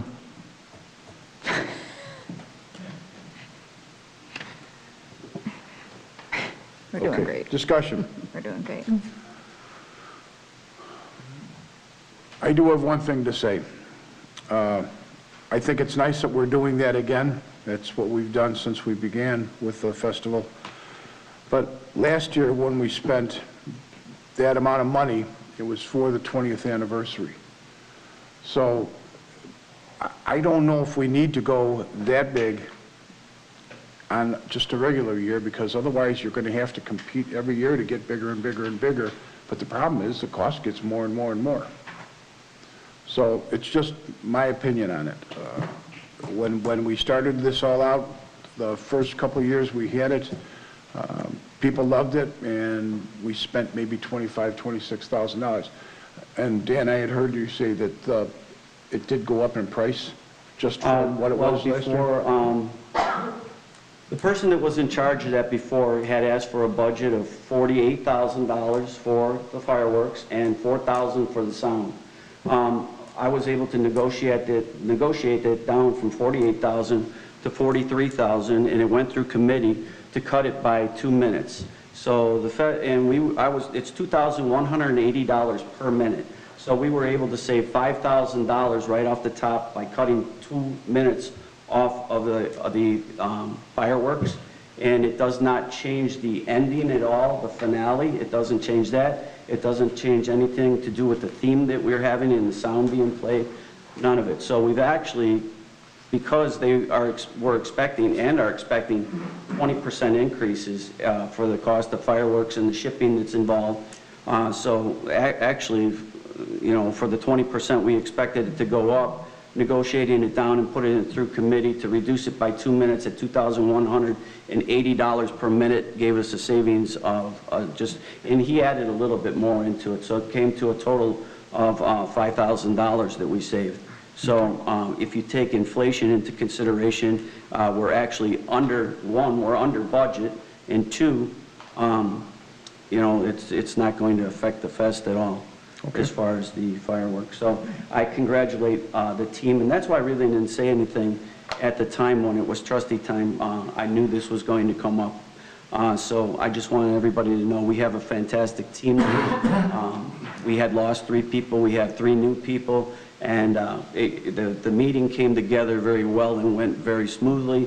And this was one of the first things that the team put together was the cost savings of $5,000 at their very first meeting, and collectively did this. So I'm very proud of our team and accomplishing that. So. Okay. Any other comments? Sir, are you suggesting we lower it, maybe take it back to committee and chop down the amount of time? Well, the $43,000, that gives you what kind of a time limit on the 20 show? minutes. $2,180 per minute. Just as you know, with owning your body shop, the cost of everything's gone up. And we were very lucky to get this down to $43,000 from the budgeted amount of $48,000 that was predicted. Yeah. No, I don't have an issue with it. I know you've looked into it. It's and actually I'm happy it's only 20 minutes that this is going off, because you make all the profit from the beer.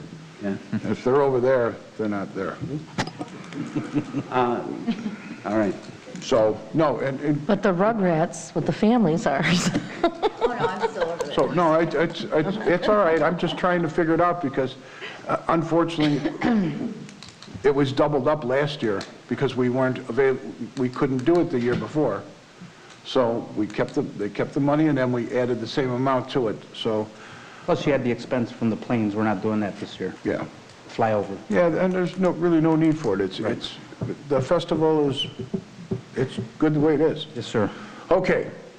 Next would be. We need to take a vote. Roll call.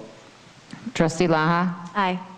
Trustee Pazmino? Aye. Trustee Fialko? Aye. Trustee Rogers? Aye. Trustee Consolino? Aye. Motion carries. On this next one, consider a motion to approve the SWP Soundworks contract for the 2022 Homer Community Festival in the amount of $12,000. I'll make that motion. Okay. I'll second. Jennifer? Discussion? I think that personally myself, I'd like to look into what was discussed by Sean.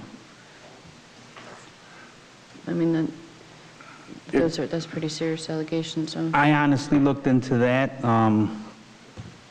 because that was presented earlier today to me, and I own a Behringer. It's an M32 compact, probably one of the best pieces of equipment I've ever purchased for sound. The person who recommended that to me is somebody that works for Pink Noise, and they do, pretty much, they don't do anything less than 100,000 people, and they use the Behringer. There's always going to be somebody to say something bad about a piece of equipment.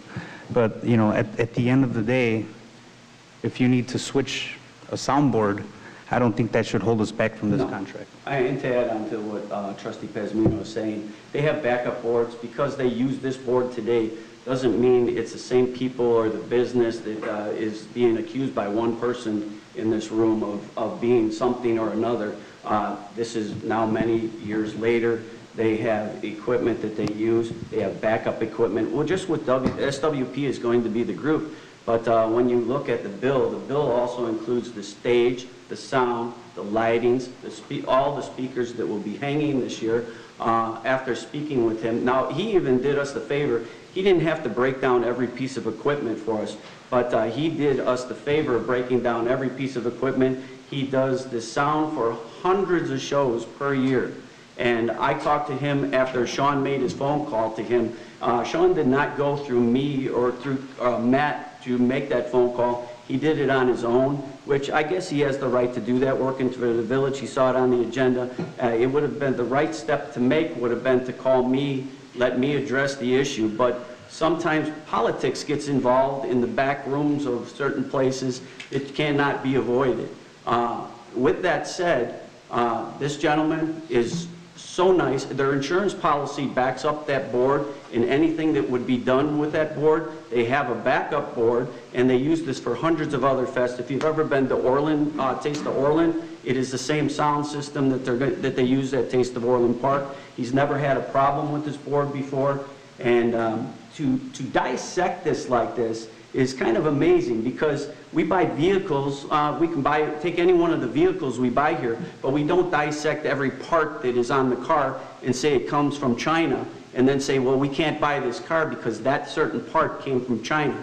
And to specifically point this out like this is a little offensive, because there's motivation behind it. And so we're trying to keep that in check at this time. But for the purpose of this motion, there is no problem at all. And I've confirmed that. Matter of fact, I had counsel look into it today. Kerry, could you add to that at all?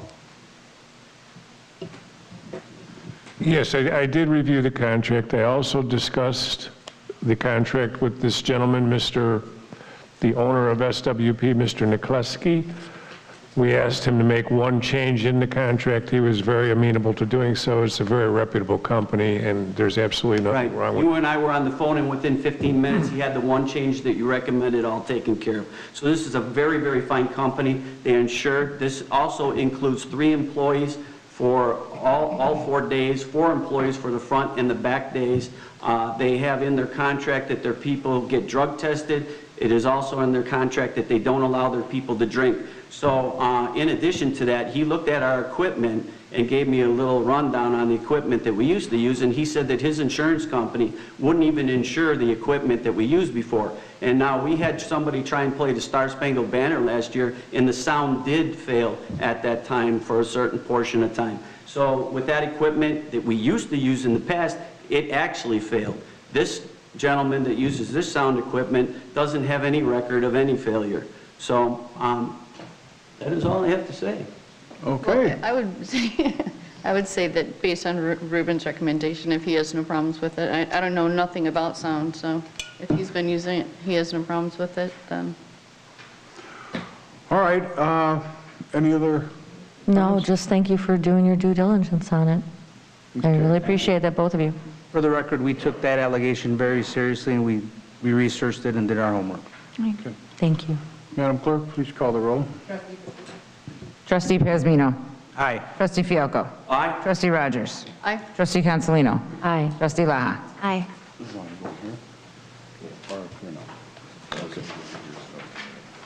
Okay. All right, this is going to be the K21 under 11. Consider a motion to approve a, no? K2. Oh, so this one's coming down.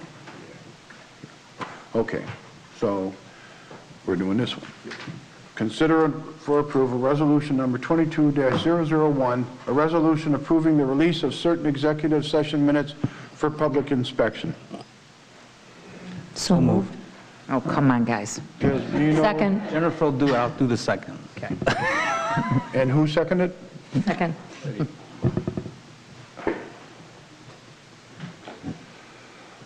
Discussion?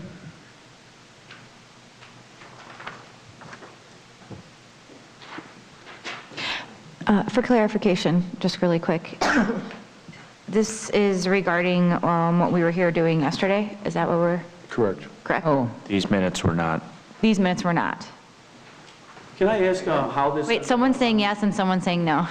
wait, I think this is the one in reference to the resolution. Okay, so what we did yesterday was a review of all the ones that we were looking to approve and/or approve and release, or just release. I got it. Because they were already pre-approved. Okay. These that were on here were already approved and released back in April, before you guys were on the board. We just did the resolution because we wanted you guys to experience the resolution part of it. That rings a bell, thank you. These are just a small set of minutes. The ones we went over yesterday will be on the next meeting. Thank you. So the ones we did last night will go on to the next meeting? Yes, Okay. correct. All right. Yeah. All right, roll call. Trustee Rogers. Aye. Trustee Cancelino. Abstain. Trustee Laha. Abstain. Trustee Pazmino. Aye. Trustee Fialko. Abstain. Okay. So next would be Development Concept Review Workshop. Lucas Farm Mixed Use Development at 12458 West 159th Street. Do we have you guys here? Yep. Mr. Mayor, I could just kick it off. This is another concept review. We've done a few in the past couple months about development, so I just wanted to give some brief background that, like we said last meeting, there's no final action taken for this. This is just a review to give feedback to the developer about the proposal. And we notified nearby HOA and also other taxing districts to get feedback and invite them to the meeting tonight to share their feedback.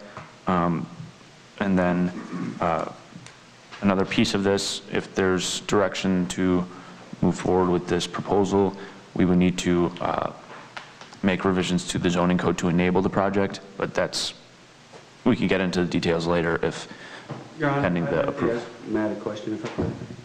Sure. Matt, everything that gets on the agenda is asked to be put on there by somebody. Can I ask you who asked to put this on the agenda, please? The mayor asked that it was on the agenda. Okay. And the only reason I asked that question is because this has got the apartment buildings on it. There's been no change to this. And everybody knows where we stand on apartment units or buildings in the area. A gentleman spoke at the podium tonight about it. And without any changes and without this being put through the Planning Commission with any new changes, I'm just wondering why we're bringing it back, because definitely, sir, we don't want to waste your time. Well, they haven't come before us with this process. So what I want is, I hear all the trustees saying that we don't have enough tax money coming in, we don't have everything that needs to be in this village. So they live here, they want to pay for it, they want to build it, and let's give them an opportunity to see what they want to do and how it could work for the village. May I just, gentleman at the podium? Sure. Sir, have you been here? We've been in here since May 12th of 2021. Have you been here speaking about your project in the past? No. Okay. Thank you. I do want to make note that this was presented to the trustees before in the prior administration. In fact, we did do a walkthrough out in Deerfield Park, for the record. Yes. But they did nothing here, so we just went and looked for it. So I'd like, for the questions, ask them. You know, this is the way I'm looking at it. When I discussed it with them, they're going to be spending close to $200 million, and they're working on 100 acres. They're working on bringing in businesses, and they're also bringing in people to stay here. We're at a point right now in the village where a lot of people can't afford what's out there, and a lot of them that just want to be able to stay in Homer Glen without having to leave Homer Glen. So I would appreciate it if you just took a look at what, well, listen to what John has got to offer. Did you bring any plans or anything for it, or?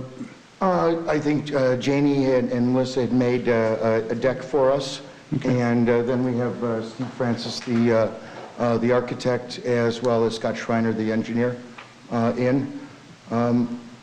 Was that the setup? Would you like me to kind of give a little overview? Well, it's in the packet. Okay.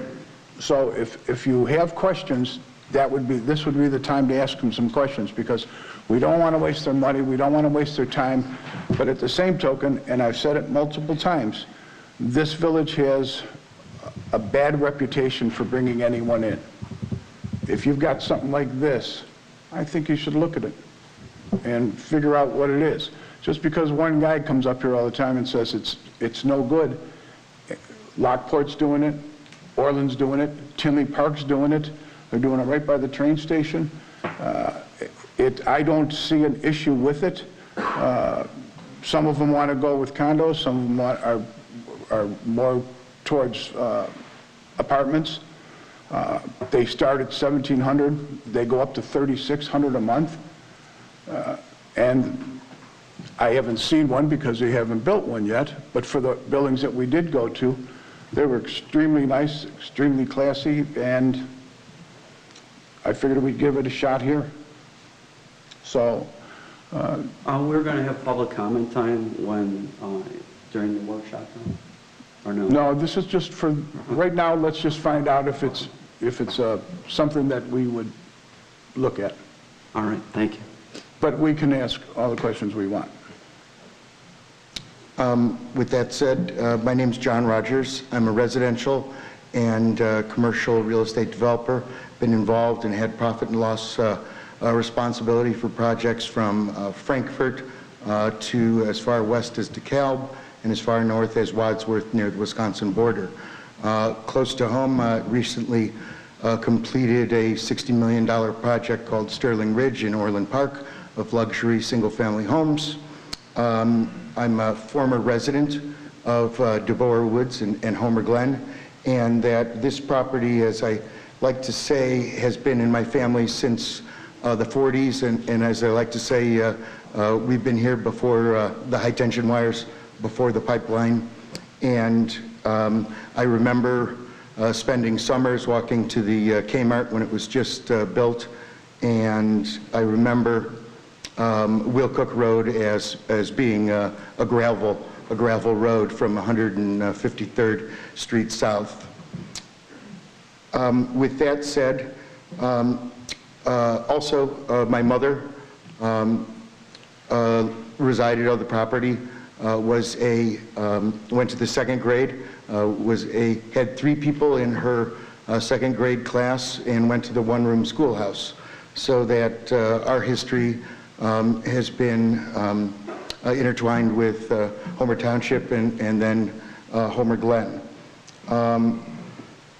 What we're presenting today is a 222,000 square foot retail center combined with a co-tenancy of luxury market rate apartments. We're not relying on any government financing. This is underwritten by sophisticated Wall Street investors, pension funds, and what have you. And what I'm looking for today is to get some clarity from the village in terms of land use, so that I may further work on the geometry of the project and address any any questions that you may have.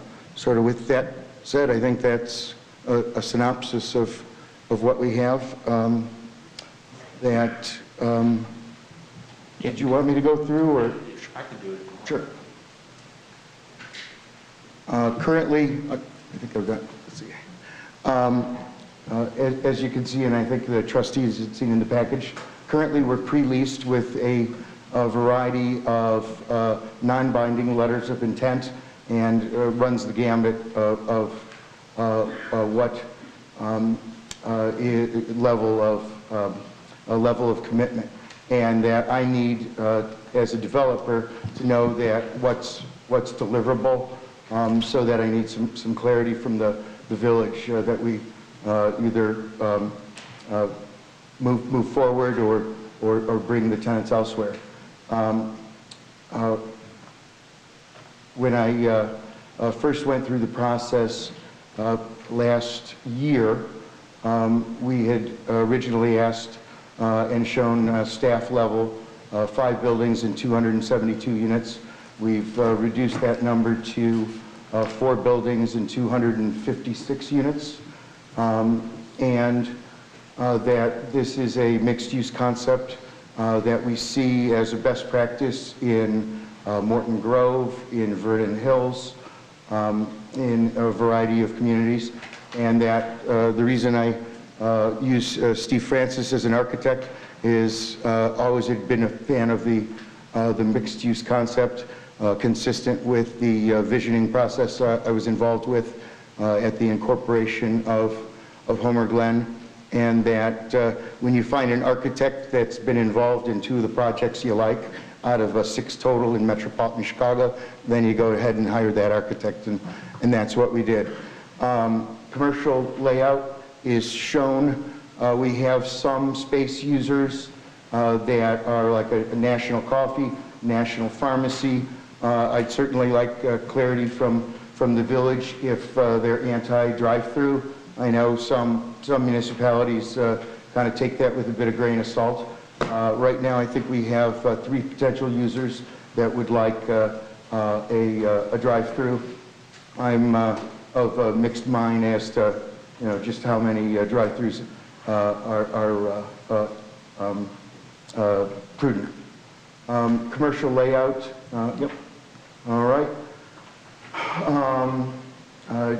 Staff had put together here on the left-hand side, you'll see a rendering kind of giving some perspective to the luxury apartments, and then one of the layouts. Currently, we're looking at a family entertainment concept where on the left back of our rendering, I think it was showing or maybe even outlined as fitness.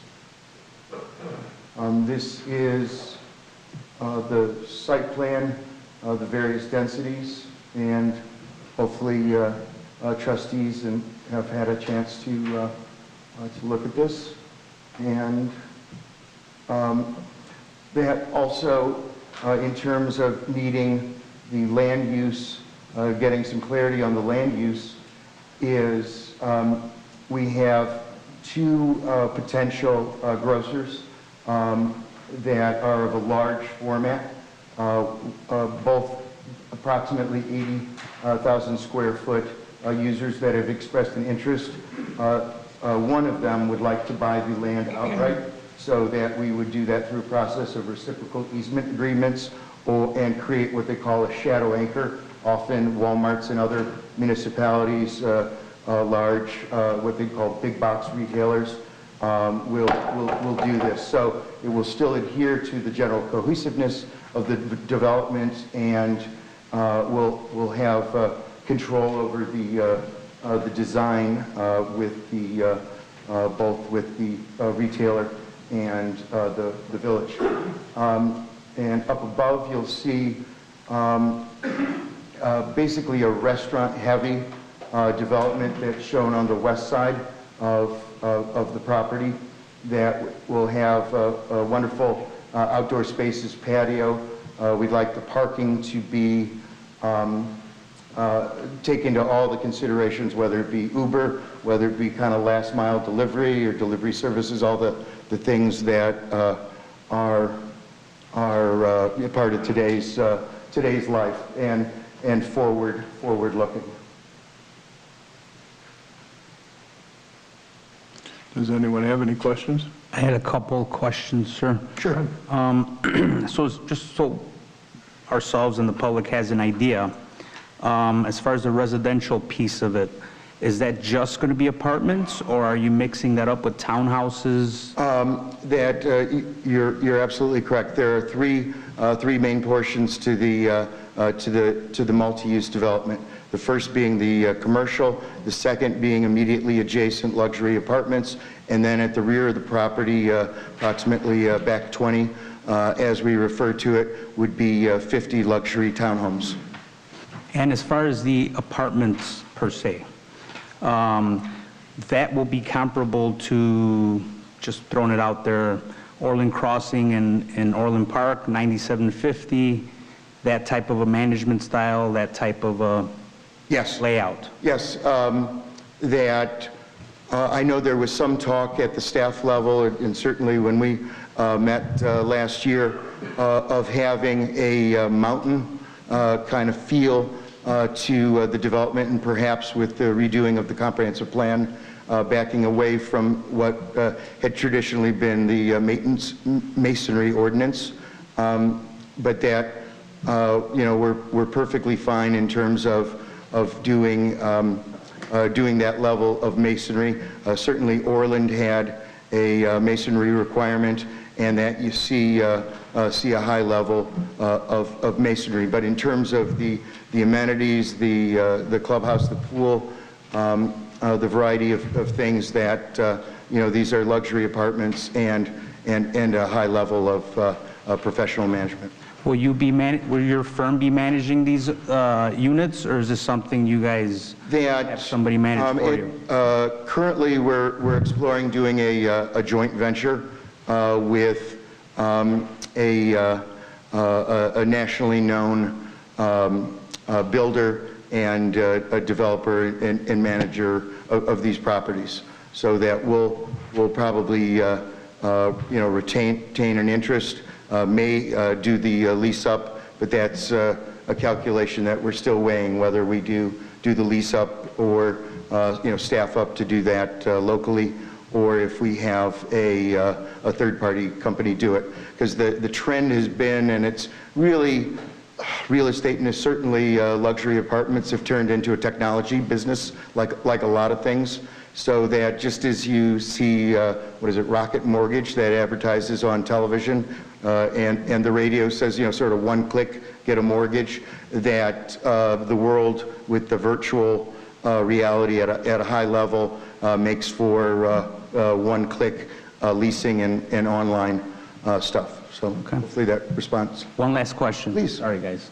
So from what I understand, from what I've read, it's pretty much, if you don't get the apartments and you don't get the residential setup that you're asking for, it's a no-go.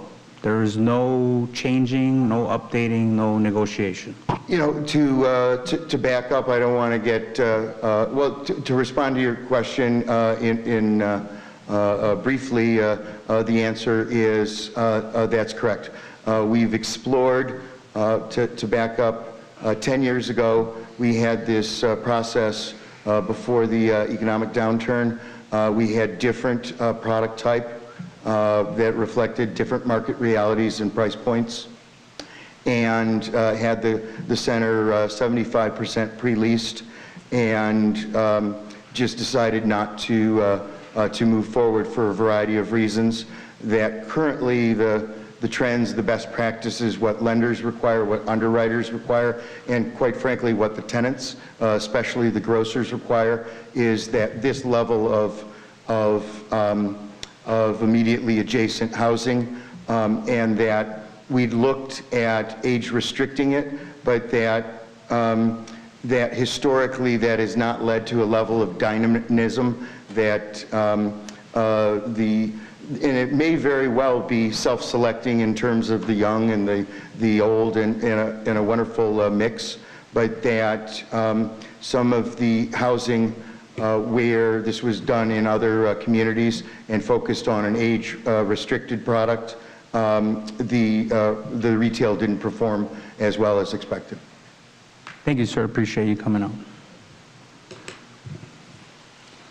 Just, I mean, the height of the apartments here are just, you know, hard for me. I would have liked to see 3-story. I mean, it's just, to me, I'm wondering why apartments and why not condos? Currently, if I went to a lender and said I want to build condo towers or buildings in Homer Glen or really anywhere other than downtown or Fulton Market, they'd put me on a 72-hour hold and in a padded room. That perhaps you've heard about deconversions. That often makes the newspaper. There is a funding mechanism through Wall Street, through commercial-backed mortgage securities for apartments. There is a trend towards renters by choice. That trend had existed in Texas and a variety of other places, and that there is no similar funding mechanism to build condos. Now, at some point, and I think we talked with staff and certainly the mayor, we're happy to individually pin these units from a legal and setup, but that they certainly would be for rent, market rate, and luxury units may be converted at a later date, but that there currently is not a funding mechanism to finance a condo project.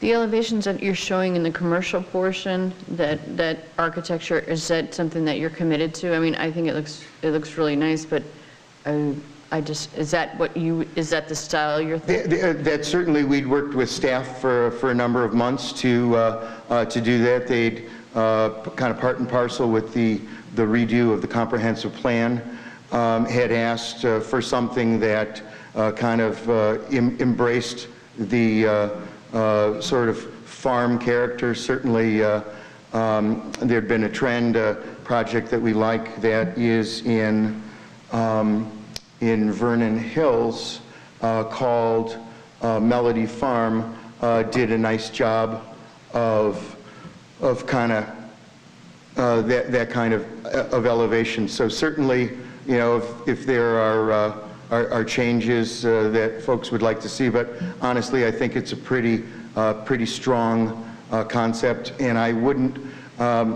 I think you can go to a number of municipalities where sort of like they wanted to build fake Cotswold villages, and it sort of looks like 1982 or 2006. It's a little too precious, little too this or that. We just want it to be able to, you know, one, to be safe, to be visually pleasing, not monotonous, incorporate all those things that we think, you know, will make this a, shall we say, an Amazon-proof community center, and that both a draw and a destination for not only Homer Glen residents, but from neighboring communities. Now, just looking at this, I really like this style. And Vernon Hills, do they have a train station? They do. Because a lot of times, little villages like ours build their infrastructure around the train station, around a body of water, around something that is locally or centralized, right? You know, we don't have a train station here. We don't have, you know, a big body of water to build around. So when you create this downtown area look like this, and it's kind of got that old school look to it and everything, I like that.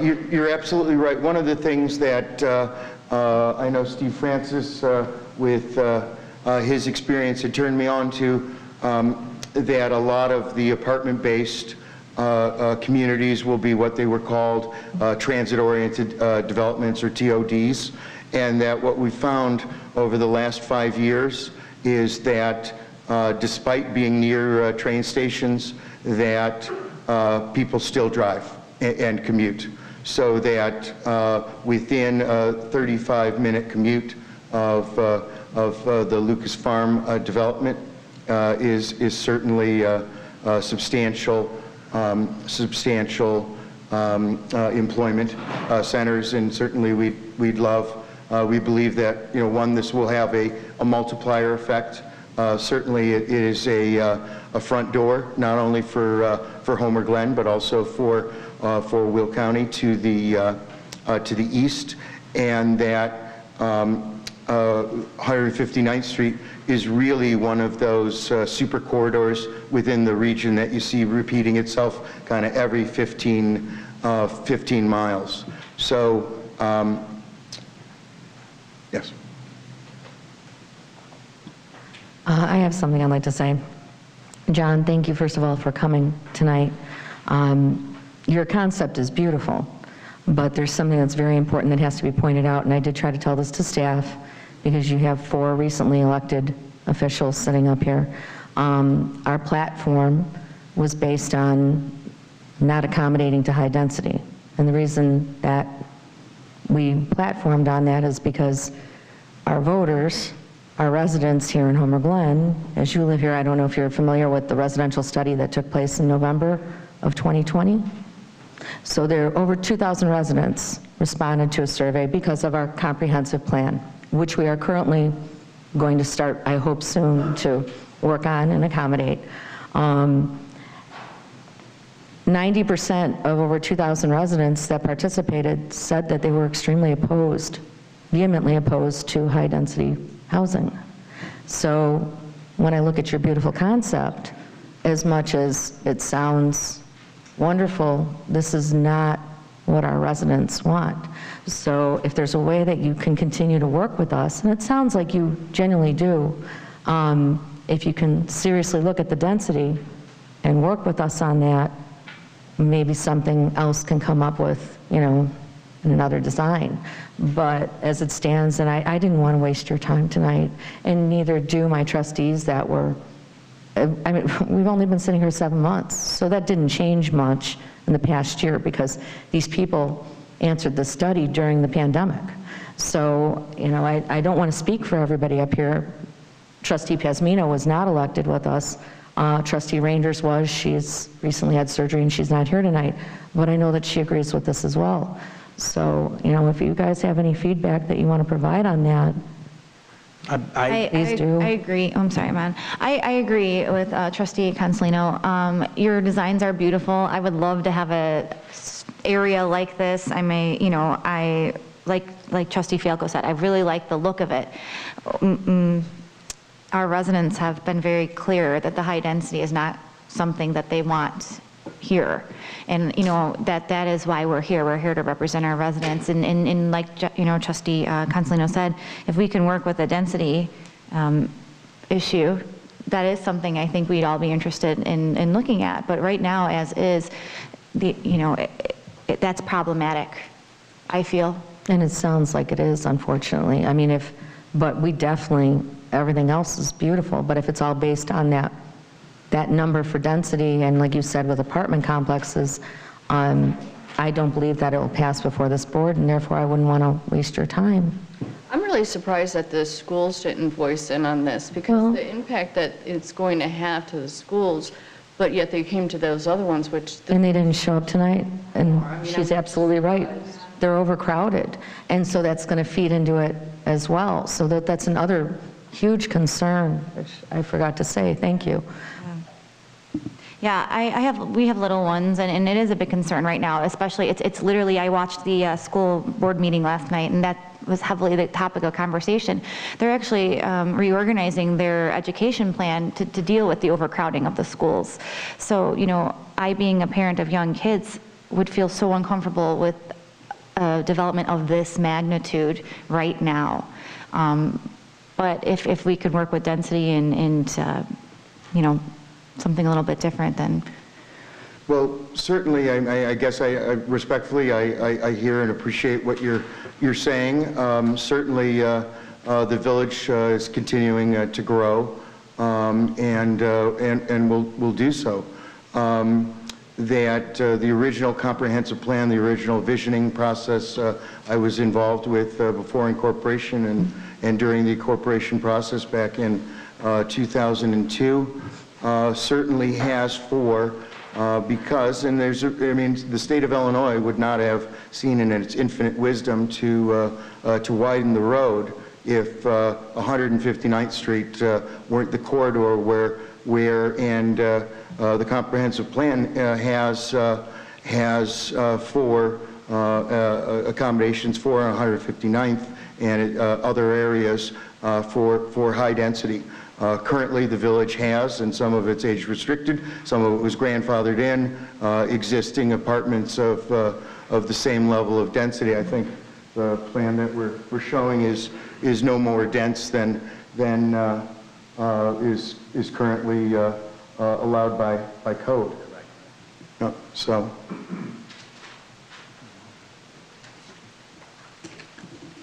Director King, are there any developments in Homer Glen currently that are this dense? Just off the top of your head, don't mean to put you on the spot. Marion Village? They're not really. I'm sorry, which ones? Home Depot. Right behind Home Depot. So this particular development, how many units are there proposed? 200 plus the townhomes. A total of, I think, 304, including the townhouses? Or 256 plus 50. So with that concept that you have now, compared to the concept from Vernon Hills with the storefronts that look like they're from LaSalle, Illinois in a way, and then the upper left, if you were to go to that concept and kind of blend that together with the shopping, where would that reduce, what would that reduce the density down to from 300? Well, basically, these are, the Vernon Hills product is a 3-story structure. So if we were to look at, simply taking one floor off of these 4-story structures, it would be eliminating 64 units. Right. So 16 per floor. Trustee Rogers said she would rather see it 3 stories high instead of what you got going with the apartment building. But so it really does, does cut down on the density, but not to an effective. Yeah, and I think to your point, the project in Vernon Hills is considerably more dense. That I believe it's a Texas, what they call a Texas donut, immediately adjacent, and talking about a footprint. I believe the original site plan, similar to Orland Crossing, is on a 31-acre footprint. And one thing that I think perhaps I buried the lead, our preliminary sales tax calculations show this at roughly between, when fully maximized, between $2 and $3 million in yearly sales tax revenue. I think the current sales tax base for the entire village of Homer Glen is $3.6 million projected for this next fiscal year, and that for the Vernon Hills project, they contributed $20 million to the development. The same thing with Sawmill in Morton Grove. So we're not asking for $20 million. We're asking to complete a legacy project that we've been working on for a long time. So The upper left, those are rentals or are those for sale? On the similar development, that is a rental building. Yes. Thank you. What do you call that style? Mountain? That's mountain. And your cost on the rental is at the low end and the high end?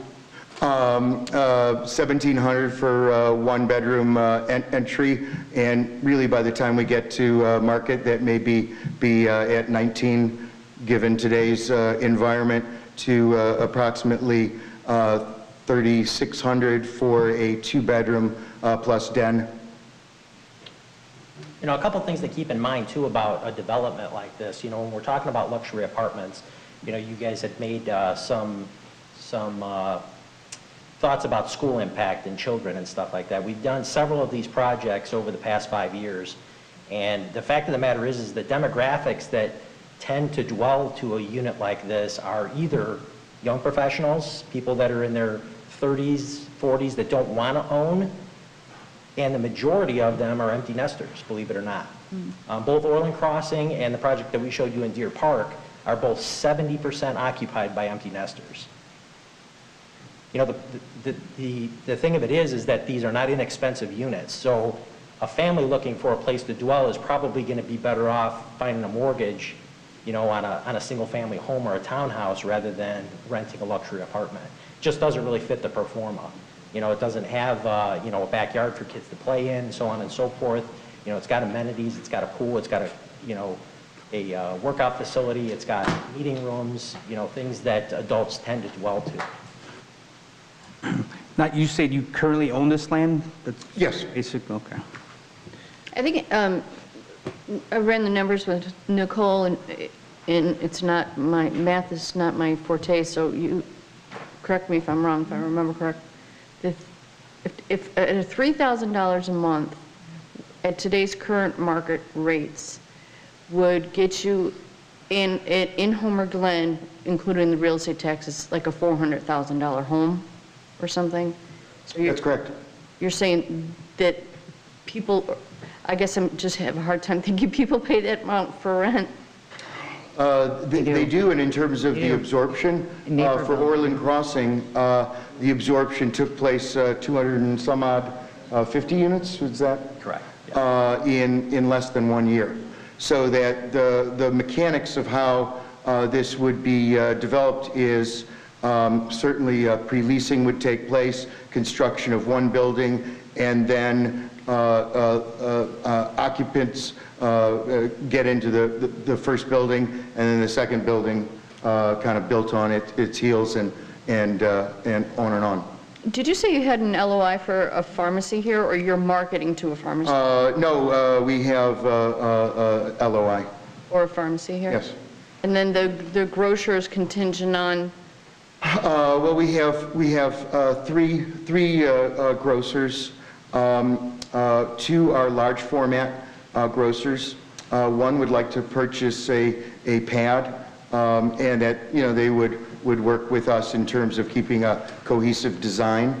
The second is, and it will probably end up being a sticking point, I don't want to have, some of the larger format grocers want to have gas sales, and that's kind of a non-starter for me. So that I think at some point we'll see if they come back or if that's an issue. And then we have a smaller footprint, 40,000 square foot, 35,000 square foot grocer.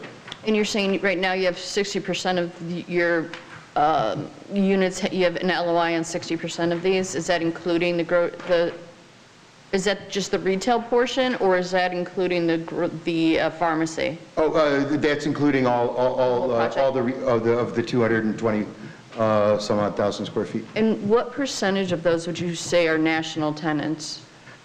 Here I had, and I think I distributed to staff.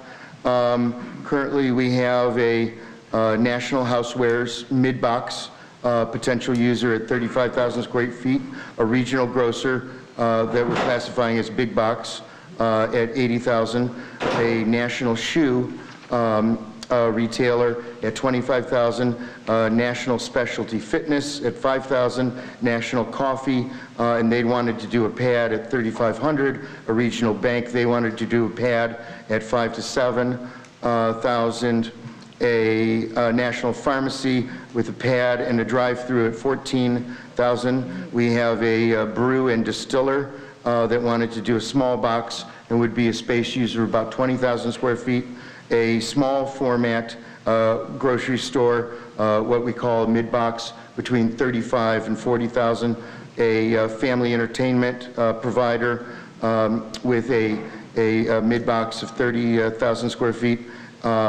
We've been in talks with a group that wanted to do a children's museum, and that they'd like to do something in the neighborhood of 30,000 square feet. We'd looked at changing the elevation. We'd been approached by a number of folks for medical office use, not immediate care, but could be surgery, and they wanted to do something, or if there was a potential to do something with a second floor on one of the buildings at 25,000 square feet. I'm a little hesitant to do that. Personally, I'd like to get as much of the sales tax for the village, so that, but because they were considering, and there's some decent examples in the city of Chicago where they've done kind of an interim use on usually sort of first rule of real estate development is they tell you to stay away from second floor retail developments. So regional breakfast provider, 5,000 square foot,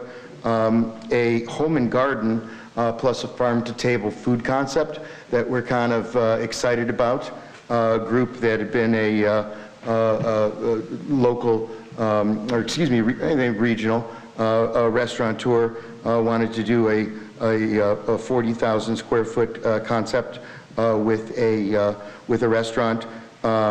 A national fast casual user at 7,000 square feet, National Cellular at 2,500, and last week we were approached by a national pet supply company at 30,000 square feet, and then what we call a national pack and ship and kind of a last mile development. Don't want to mention any names, but that they're national and would be interested in 20,000 square feet.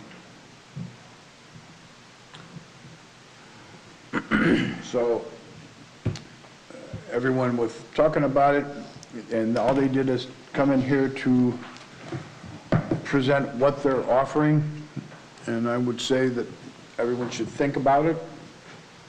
If his numbers are right and you're getting 3.1 million alone in sales tax, then you're also getting the property tax on there, which helps the schools. I think the schools would be very happy that we've got it, because all the condos that we have around here and the apartments that we have around here, when they did a study, they only had 3 kids in all of them. So I believe this would be very good for the village. These guys have been working on this since I got in here. And they've come back and back and back, but they did change everything, because first of all, it was going to be a 4-story building with a restaurant in it, a waterfall, thing for kids. And then after some years, they moved down to, well, I know Boris moved down to Florida to get some things done, and he's done there. Now he wants to come up here, and he wants to make this for the village. No one's trying to get, and as for density, he still has a ton of open land on there. There's 100 acres there.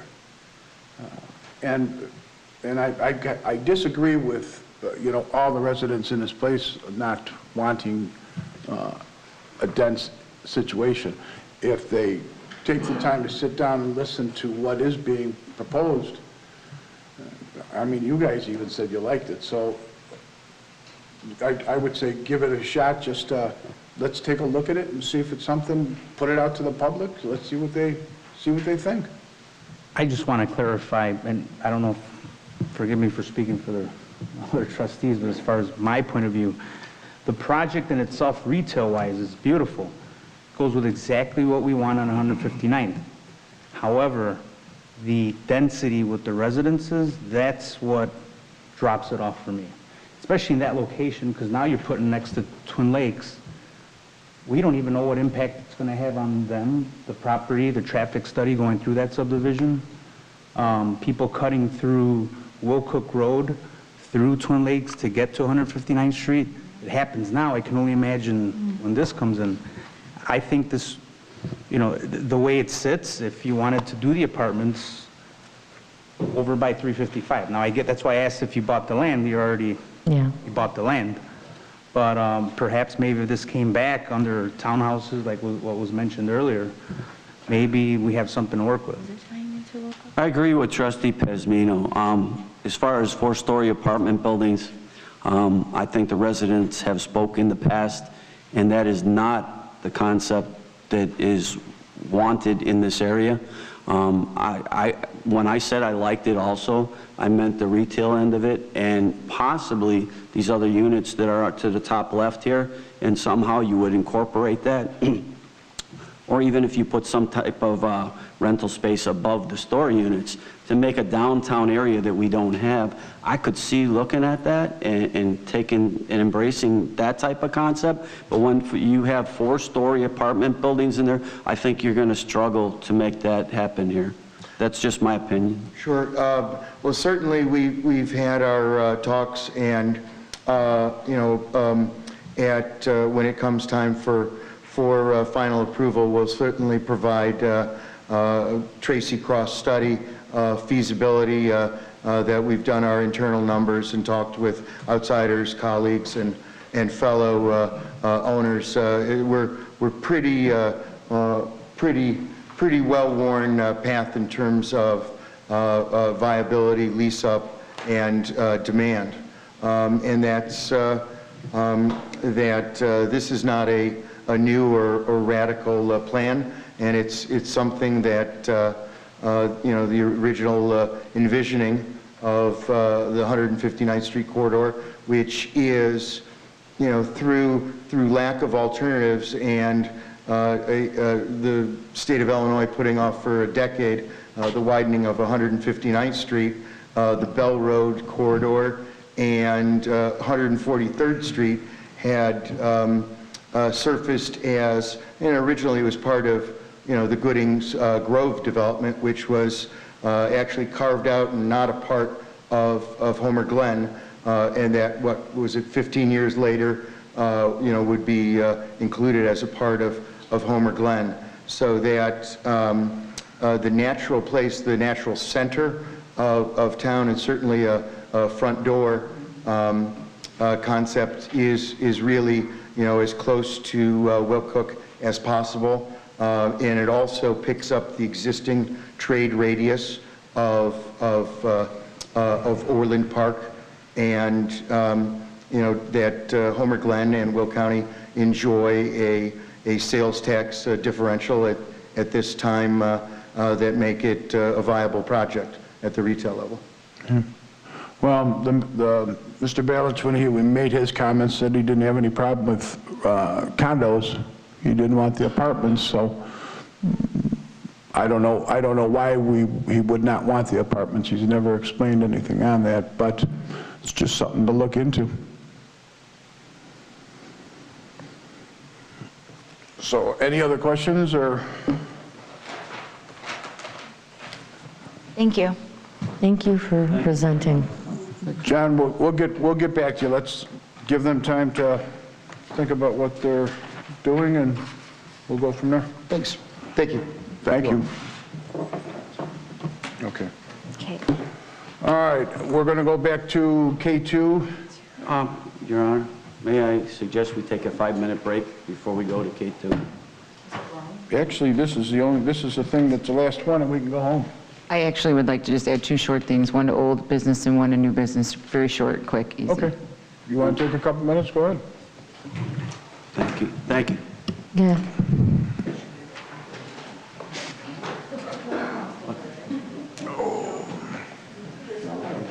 Yes.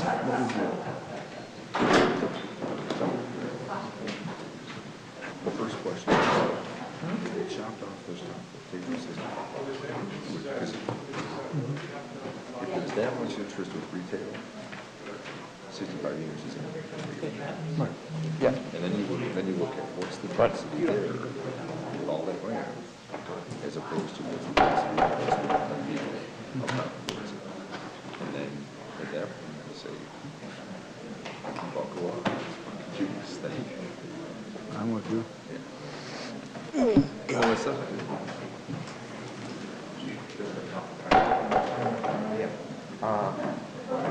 As switch my schedule up, so I'm not out of town, I'm accessible. Okay. If there's something that comes up, put him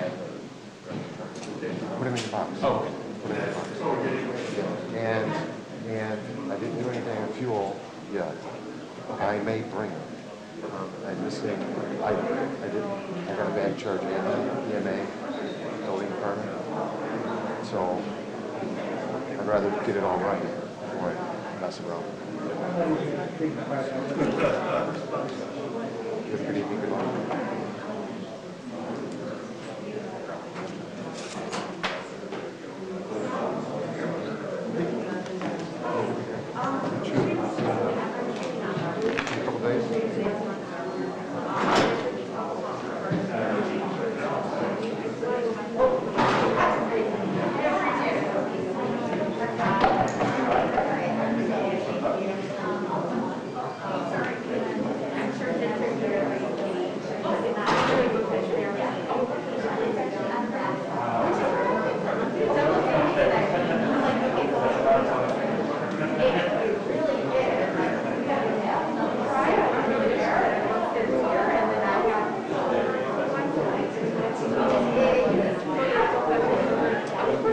What's up, Mama?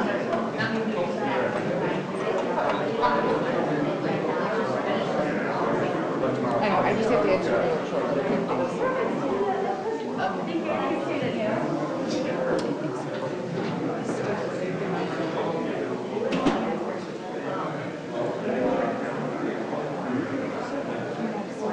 Are you? I'm gonna get some water really quick.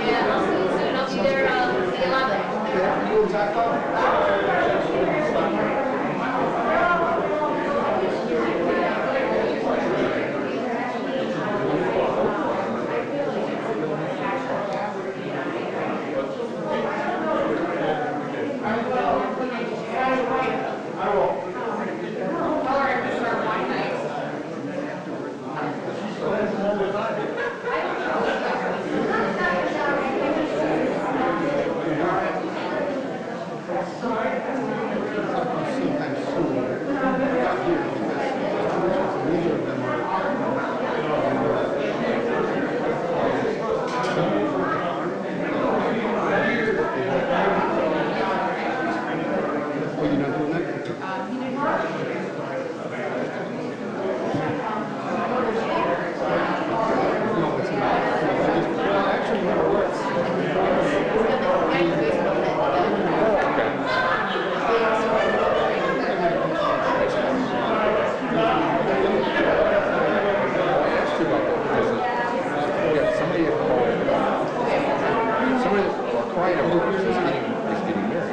And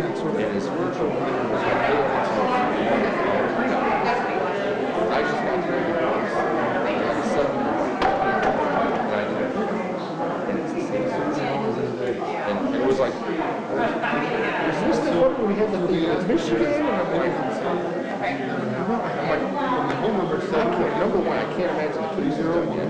Yeah, right. And that much money. But I couldn't remember, I'm like, yeah, I have no idea. It's like, you know, trying to the meters. I can't remember the first time. I was like, so, no, it wasn't. I was like,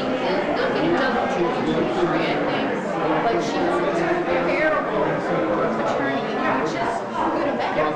She makes clerical mistakes that then tie us up. Or like if something is due on Friday, she doesn't do it on Friday. And just plays silly games like that. She's just terrible attorney that she needs you, but she's like nonsense kind of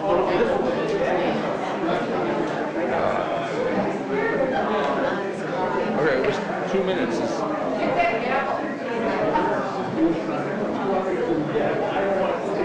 Where's he at?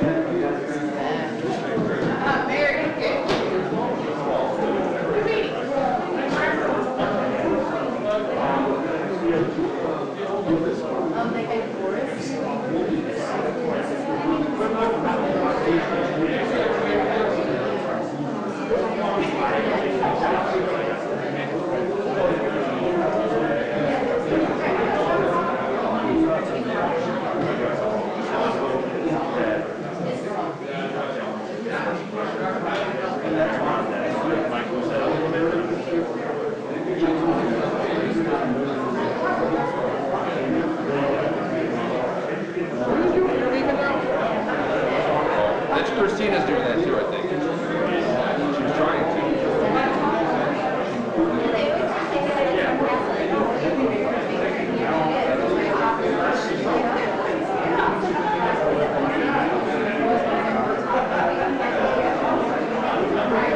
So, quick funny story, one of my fraternity brothers in Champaign gets a job.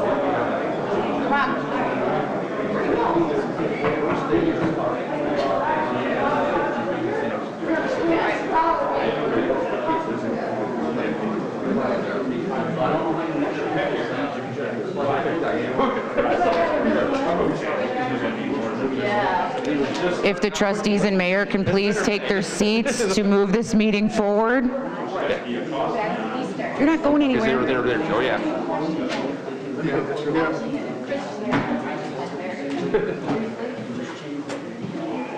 Okay. Okay. Would there be any old business? Oh, we're still we're still didn't do this one. Okay. Okay, proposal from Flock Safety for 10 license plate reader cameras, solar power, wireless network, installation, poles, and cloud hosting in the amount of $29,000 and the annual subscription of $25,000 starting in 2023. Do I have a motion? So Oh, just a Well, workshop. this is a, Yeah, because it says up here, consider. we don't need motion. one. That's the K2 one, no action. Okay, all right. My secrets. So if there is no motion that's on it, it's, I guess, how does everyone feel about that? Well, Mr. Mayor, we do. Trustee Castellino is taking the lead on that, and maybe we could hear from her first? Thanks. No, we discussed this in public safety, and it has been brought up to the board before, but it was tabled in order for it to come back before Public Safety Committee. So due to a little bit of an uptick in crime, unfortunately, that we've been experiencing for the past 6 months in Homer Glen, we have a lot of residents that are frightened, they're very vocal. We discussed at Public Safety what would be the costs for another patrol officer. It's very expensive. I think the number we came up with was like $660,000 per year. So I thought it would be a very good idea, as well did my board, my committee, that we bring this before the board again. But I would prefer to do the workshop with the entire board so that everybody has an understanding of what's involved with the flock cameras and if they have any questions. So, you guys up for this? And you were figuring it was around 600K to... Oh, no, that was, I'll let Lieutenant Holly speak to that effect, sir. Sorry, Mayor, what was the question? How much was the figure that we came up from? Yes, sir. So for one, it's $165,407, but I don't want people thinking that that officer's making $165,000, okay? It's not the deputy salary, it's the result of a cost matrix, and I'm going to read straight from the sheet so I don't mess it up. But that'll include their salary, yes, but benefits, uniforms, equipment, the vehicle, holidays, medical, etc. The cost is not fixed because salaries go up, and of course, as we all know, insurance costs rise, etc. So just for an estimate, okay? That $661,000 figure that Trustee Consolino had mentioned is one officer per shift, so that's 4 extra officers per year, per shift, 24 hours a day, okay? Thank you. All right, and if we had the cloud hosting, and for the flock safety with the reader cameras, you're looking at maybe $51,000, $52,000 a year. And you don't have to worry about who's watching it because the cameras are. Yeah, my only concern with that, and it seems like everybody that borders Homer Glen and Will County side has them. So it makes sense to work with every other village. However, Orland Park has not implemented them yet. Apparently they were looking into seeing if they could transfer the software physically into cameras that they already have. I would be more inclined, I have mixed feelings, but I'm a little bit more supportive of this idea. That's why we're bringing it before the board. I would be more inclined if Cook County, Orland Park would have it, because how much of our crime wave comes through Orland Park, through Homer Glen, and then back again. So a few months back, I had asked the interim village manager, Matt Walsh, to look at the possibility of cost sharing for flock cameras, and I wondered, were you able to make any progress on that, Matt? Not with Orland Park, but the Will County State's Attorney has provided funding to at least some businesses and organizations for it, so I don't think we have a final answer on that. I can hand it to Dan Murdoch from Flock. I think I'm asking about where we would split the cost with Lockport, not look. Well, I'm saying Will County State's Attorney has provided funding to organizations, so I think that's a possibility to cover at least a piece of. Right, but in regards to making phone calls to other neighboring, because our entrance and exit point is sister to Lockport, or sister to Orland Park. Mm-hmm. We have a southern border, so where our borders end, somebody else's border begins. Sure. So my question back then was if you could make a phone call to see if we could do some type of cost sharing between those towns where there would not be this huge expense that it is right now. So that's kind of like the answer that I was looking for. I can make a phone call. I can talk to Pacao. Can they tie into each other if it's? They do. And where does the cost benefit at that point? So there's free sharing between departments. So in Will County right now, there are 15 of the 21 municipalities have flock cameras right now. The only 6 that don't are Lockport, Peatone, you guys, Plainfield, and I can't remember the other 2. But Will County has over 200 LPRs currently throughout the county. And there's, like I said, free sharing between departments. So New Lenox, Mokina, they can see yours. Will County Sheriff's Department can see all of them. So if a stolen vehicle is coming down Route 30, it's hitting all these cameras and they know it's already on the way towards you, so they can get in position. Okay. Or if there's a burglary on South Bell, and someone says, I saw a red SUV, the Will County Sheriff's Department is going to be able to go and look at all the red SUVs in the area and work backwards to the license plate. So you're already leveraging all the infrastructure that's already been put in place, not only in Will County, but across Cook County, DuPage County as well. Okay. Sir, I didn't get your name. I imagine you're a representative for the flock system? Sorry, yeah. My name is Dan Murdoch. I am the sales manager in Illinois. All right. I've got a quick question. With flock cameras, being that you do have a few municipalities that have participated. For the crimes committed, what is your percentage of crimes solved with your camera system? Yeah, so nationally, No, I'd like to know locally here, not nationally. Well, Joliet has seen a 30% increase in their felony clearance rate since putting in flock cameras. And the chief technology officer in Joliet said the #1 change they've made in law enforcement during that time period was instituting flock cameras. Right. From my research, though, a little bit, is flock cameras are used after the fact. And we do have a policy in most of these municipalities that you can't chase a vehicle, for one. For two, when it comes down to it, it's used as a tool after the fact. It isn't for something that necessarily is in progress. So the percentage of the times that it's used for a crime in progress and the percentage of times that it's used after the fact, do you have those numbers? So it is used during the fact too. We're directly integrated with something called the NCI C-List, which is the FBI's database of stolen vehicles, LEADS, which is the Illinois state list of warrants, of stolen vehicles, Amber Alerts, Silver Alerts, and departments create their own custom hot lists. So if a stolen vehicle passes one of these cameras, it sends off a notification between 15 and 25 seconds. We can either send that to dispatch, we can send it to, put it right in the MDTs of the cars, send it as a text message or an email. So you can have a sheriff's deputy writing a report in a car, stuff like that. A stolen vehicle passes a camera. It'll send out a real-time alert that right in their squad car, they'll get a picture of the plate, picture of the vehicle, location, direction of travel, and why it pinged off the hotline. Okay, the next thing I'd like to say is the criminals aren't stupid, right? Do you know what the 3-car process is? Yes. Steal the plates off of one car, put it on another, take it off of that car, and put it on their car. So now that's useless as a tool. The criminals aren't stupid. They also I've seen somebody in this town put one of those white plastic bags over their license plate while they were stealing gas.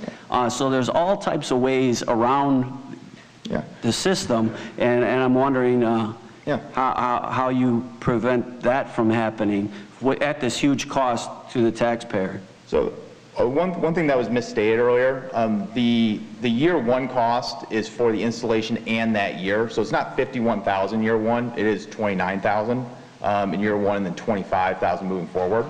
So just to clarify that off the bat. So it's not $29,000 plus the $25,000 for the subscription? No, the subscription is rolled into that first year. That first year, okay. So 29 is the subscription. If you want to buy some more cameras, I'm willing to sell them to you. Yeah.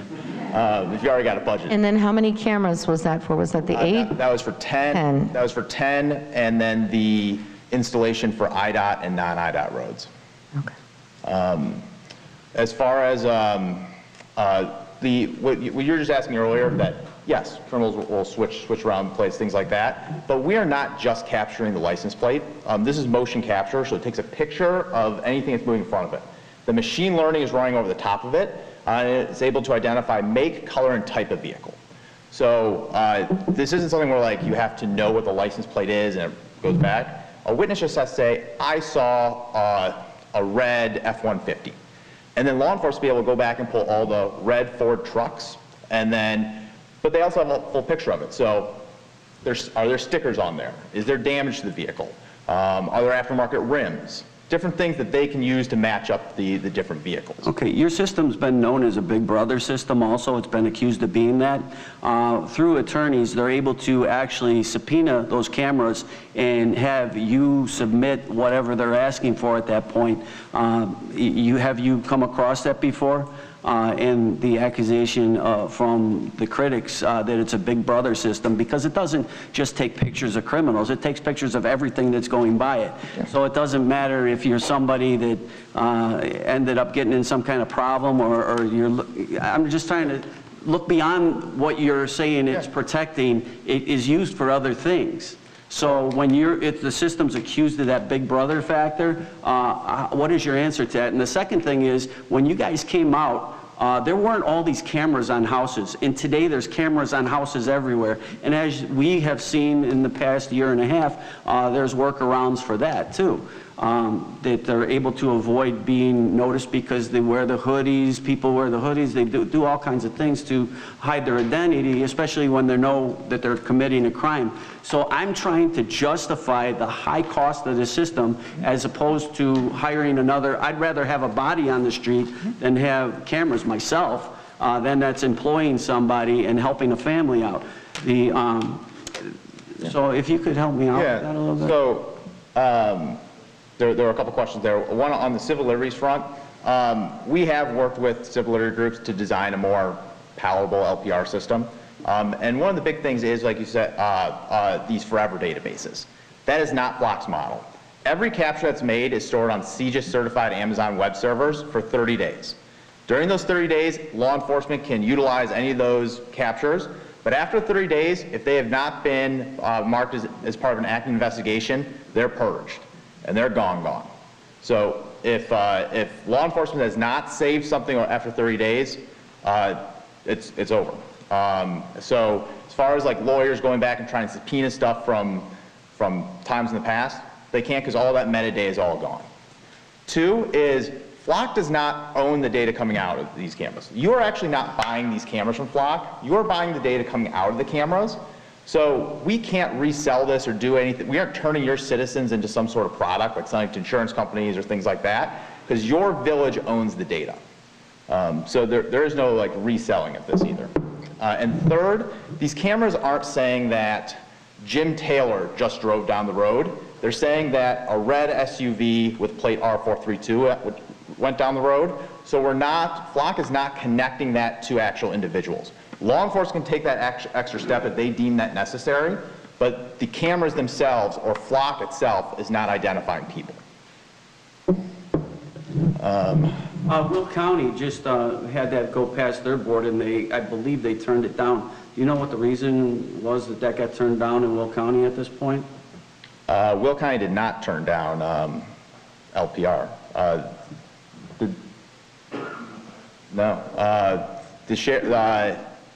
No, I mean, actually, I don't think LPR has never been voted down in Will County in any municipality. I agree with Jennifer. It would be really great if we could work out something with Orland, because that's where it seems like, you know, a lot of the issues that we're having. And I drive through Orland, and it's, you know, they could definitely benefit from it. Yeah. If you could reach out to Keith and talk to him and see if I'll do it tomorrow. But then also, Jennifer, you didn't really get to tell us what your committee is recommending. Public safety, what is their recommendation? Are they in full support of this? They're supportive of this. They are. Majority the consensus was very supportive of this. Okay, I'll call Mayor Burkell tomorrow. I actually have a meeting with, I'm sorry, I can't remember if it's Orland Park or Orland Hills, but it's Deputy Chief Blaha. Is that Park or Hills? So I did have an inbound call from one of the two Orlands last week. So I'm not sure. One's Hastings and one's Burkell. No, he's saying the police. What was the deputy's name? Blaha. I'd rather go to the mayor. E-L-A-H. I mean, yeah, I would love to talk to the mayor. What I like is, we have had a temporary spike in crime, but we're also noticed as the second most safest city in the village of, or in the state of Illinois. And I know we had a little blip like everybody else did with crime and everything like that. And I know we say, oh, this is safety, sort of, but so are red light cameras. So are speeding cameras. So I asked this board, where do we stop? I mean, this is a huge expense to me. We've asked for certain things recently, and then we want to throw an expense on that's in the window of $25,000 a year with a startup fee of the $29,000 for the first year. So I'm just wondering where we stop. I'm all for safety, but we have to take in the whole picture. If we had a little blip of crime like everybody else did, and I believe it's been handled very well, thank you, Lieutenant Holly, up to this point, we have a great reputation of solving crimes and taking care of things. To spend that extra money, I just asked this board, where do we stop? red light cameras? Are we stopping there? That's safety. Are we stopping with speeding cameras? I don't know what we want to do to this community, fill it with cameras at every end, and where do we stop? I look at the red light cameras and the speed cameras, that's traffic. We're talking about crime, and to me, I look at it as a separate category.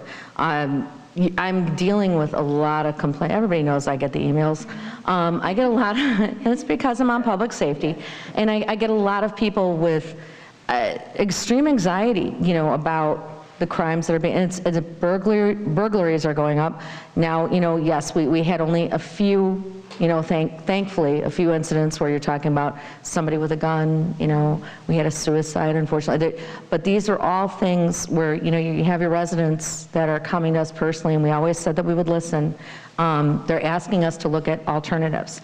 And, unfortunately, as much as I would love to have another patrolman on, it just seems completely unreasonable at this time. But it's something that we should consider in the future. The flat cameras came before us, what was that, 6-7 months ago? Right when we first kind of got on the board. And we didn't have this wave that came through. And I would love to be naive and think that the direction that society is going in the next year, 2 years, 3 years, that we're not looking at this continuing, but what if we are? And so, you have, what was it, Hidden Valley. So you have, and there's a couple different subdivisions where they were begging if they could put in their own security cameras at no cost to the village. They want to do it with us, but the question was privacy, correct? It was, they were wondering about privacy issues, or we were wondering about the legality with privacy issues. But isn't it true that these camera systems can tap into with this flock camera system? Yeah. So a couple things. One thing, this is not red light or speed. There's no ticketing aspect to this. No one in the public will ever be ticketed via flock camera. We're nowhere near that. We also do sell directly to the public. More than half of all the LPRs we sell are actually not to law enforcement, but directly to the public, whether it be a big box retailer like a Walmart or HOAs. And any camera that goes into the public, your law enforcement agency gets access to those automatically as well. So putting like at the front of an HOA or something like that, when a stolen vehicle comes in, law enforcement will be alerted to be able to respond to that in real time as well, and can basically all kind of tie in as well. And places like Plainfield, one of the only Will County that does not have flock LPRs to law enforcement. They have private cameras, and they don't pay a cent for the access to any sort of access they have to flock. You said there were going to be 10 cameras, correct? Yes, that is what. How many entrance and exit points do we have in Homer Glen, Ben? Am I allowed to have some? Do you want to show the map? Just really quick while we're thinking that, have you received any pushback from residents regarding these cameras to your committee? No, nobody's. And that's why I wanted to bring it to, before the board, and I wanted a workshop. I wanted there to be transparency with the questions back and forth. And if there were any public concerns, I haven't received any yet. But I think Dan brings up a lot of valid points. This is why this is something that should be discussed by the board and explored, or if anybody has any other alternatives. But I'm just trying to think for the future, and I'm going based on what's occurring right now and has been for the past 4 or 5 months. Can I ask Lieutenant Holly for a second? Absolutely. Our crime spike, where everybody was having that, with actual break-ins compared to 2 years ago before this hit, can you tell me about what the percentage that raised? Because I think a lot of what Jennifer's talking about, anxiety with people out there, comes from social media. Sure. And the news every night, and it's happening everywhere, downtown to Homer Glen and everywhere in between. Right. And it's justified, that part of it, but I'd like to know the reality of it in our area here. Sure. Yeah, just for an example, in 2019, motor vehicle thefts I'll talk about, we had 11. I'm going to go all the way back to 2017 where we had 3. Okay? So 2017 to 2018, it jumped from 3 to 11. 2018 to 2019 stayed the same at 11. 2020 dropped down to 10. 2021, we're at 13. So, you had that initial spike between 17 and 18, and it stayed the same, and like I said, we're up 2 from last year from the stats that I have thus far. And the theft of the vehicles is, what percentage of those are the people left their keys in their car? Almost 100%. Okay. So easily resolved by not leaving your keys in the car. Yeah, and I hate to blame victims, I'm not blaming Right, no, victims, you know. understood. Yeah, I didn't want anybody to get that impression. Everybody should be able to have their property safe and sound, and nobody should be stealing it. But on the other hand, to your question, yeah, about 100%. What about violent crime that would really, I mean, this is what we're worried about, right? In these cameras, violent crimes in this area, could you give us the same scenario? As far as exact numbers, I don't have those back yet, but I mean, we've had a couple, higher profile. Anytime a gun is involved, it's a higher profile situation, you know? And everybody's aware of, and Trustee Consolino, thank you for mentioning those. You know, we had a couple right on Bell Road this year, you know? But as far as the earlier stats from the beginning of the year, I don't have those as of right now. But those are the two that always come into mind. So the flock cameras, though, would be to solve with what are, I mean, let's understand what we're trying to solve or prevent, right? And maybe you could. I don't really see them as a deterrent, do you? People, you do? Thieves know that they have them all over the place, right? Mm-hmm. But these, if they operate as a crew and they're getting caught in a certain area, that crew is going to know that you're going to want to go to another area. Could I ask you this? Online, they post where the police officers are sitting with radar, right? Absolutely. Is there an online thing that tells everybody, you know, the criminals where the flock cameras are? That's a good question. Are you aware of anything like that? Yeah, we're not aware from social media. Dan? We have not seen that in Illinois, but that is something that has been reported elsewhere. But also there is, I would say, I mean, probably more than 50% of the departments and cities we work with them to craft press releases, announce that these are coming, some of them even where they're going to be located, in an effort to basically turn these into a deterrent. And then we actually have a whole PR team that can work with your village for high-profile success stories, things like that, to basically ward off, let the criminals know, like, if you come here, we're going to catch you. So there certainly is a deterrent aspect to all this. Do you have a trial period where we could get this for a lesser price and try it for 6 months or 3 months, where we could cut this price in half somehow and see how well it works for a shorter period of time? We're willing to put this in place for 60 days. You guys use it, you like it, great, you keep it. If for whatever reason it didn't work out as you planned, we'll pull the cameras out and you never pay flock a cent. But it rolls directly into, it's got to be tied to funding and rolled directly into a contract. See, now I could see trying that and doing it that way. Yeah. That makes sense. Thank you. Okay. Guys, if I get a chance to Dirk Obermeyer with Will County, I'm a sergeant up in investigations. I like how you guys are talking about like the crime aspect of it too, but we're forgetting silver alert. You have a person with dementia, gets in their car, drives away. Boom, here we go. Let's start getting hits. We could put it into the flock camera by that system. We get a notification within minutes. We've been using it already. Amber Alert is number 2. Everybody's phone's been doing the Amber Alert more than not recently. Everybody gets it on their iPhones. It's been ringing 3 or 4 or 5 times. Another thing we're using Flock for is 4 or 5 kids are sitting by the bus stop. Suspicious car pulls up, ask them weird questions. Have you tried to get a car and license plate description from a kid waiting at the school bus stop? It is very difficult. If they can tell us it's a red van, we can use Flock, which we use all the time to try to see what's coming into the area and what's leaving. What else is there? Mental crisis, suicide intervention. Nobody's a stranger to that, especially the one recently we had at 151st and Bell, which I was out for. That car was driving around all day long, in and out of Homer, Glen, Orland, everything else like that. It's just another tool that we could use Flock for. Again, I'm not trying to change anybody's mind, but I'm just trying to say we got to look at it as a whole and not just burglaries in the area.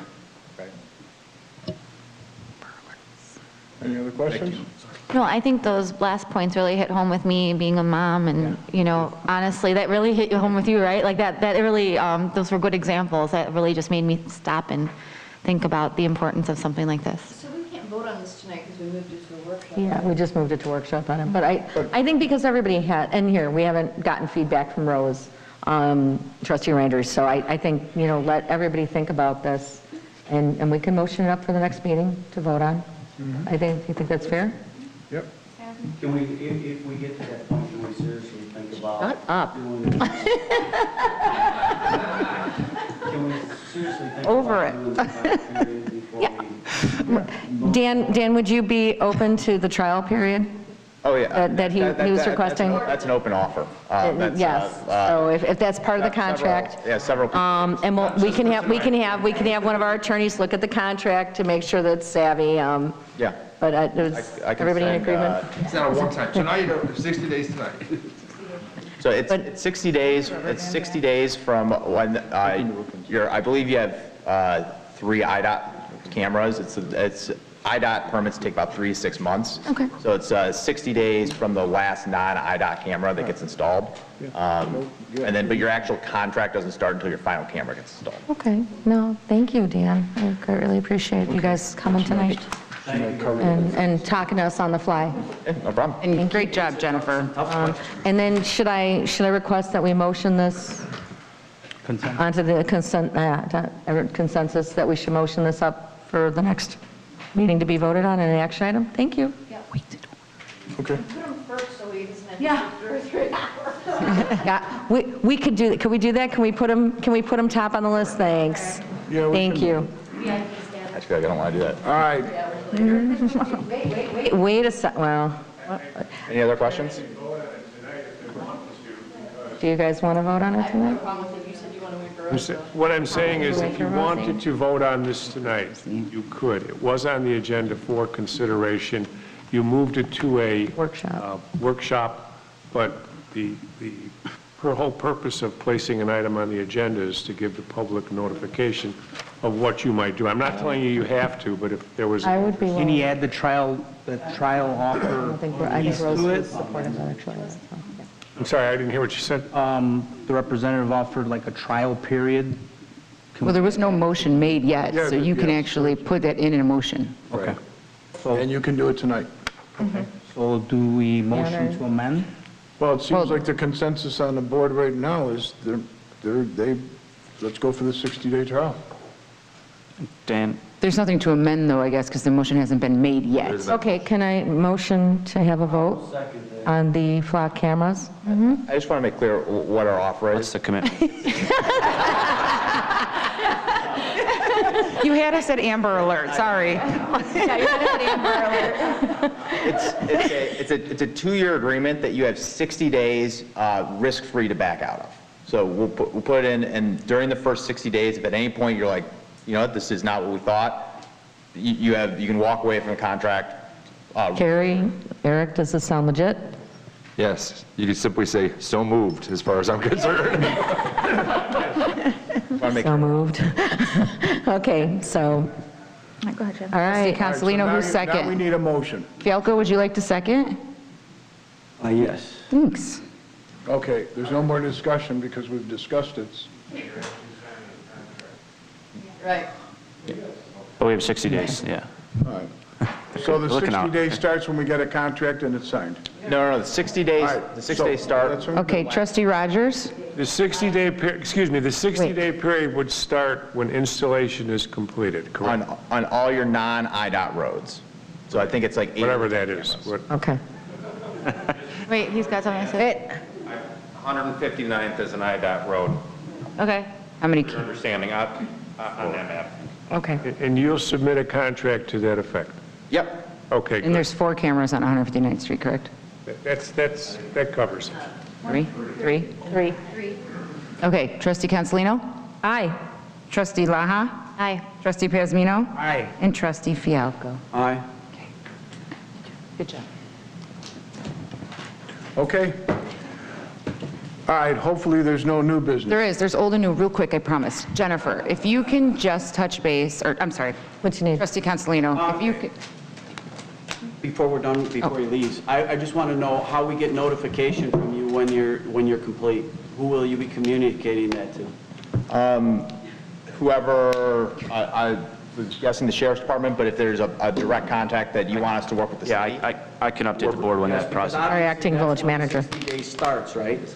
The 60 days starts when all your cameras are installed, the 7th one is validated, then your 60 days will start. Thank you. Okay. So under old business, trustee Consolino, if you could just touch base on the four-wheelers and ATVs and all that fun stuff, only because I'm getting phone calls and questions about it. And I know there was some discussion, or heard there was some discussion. We will probably be revisiting that at the board in maybe the next month or two. I would say not on the next one, but maybe for March.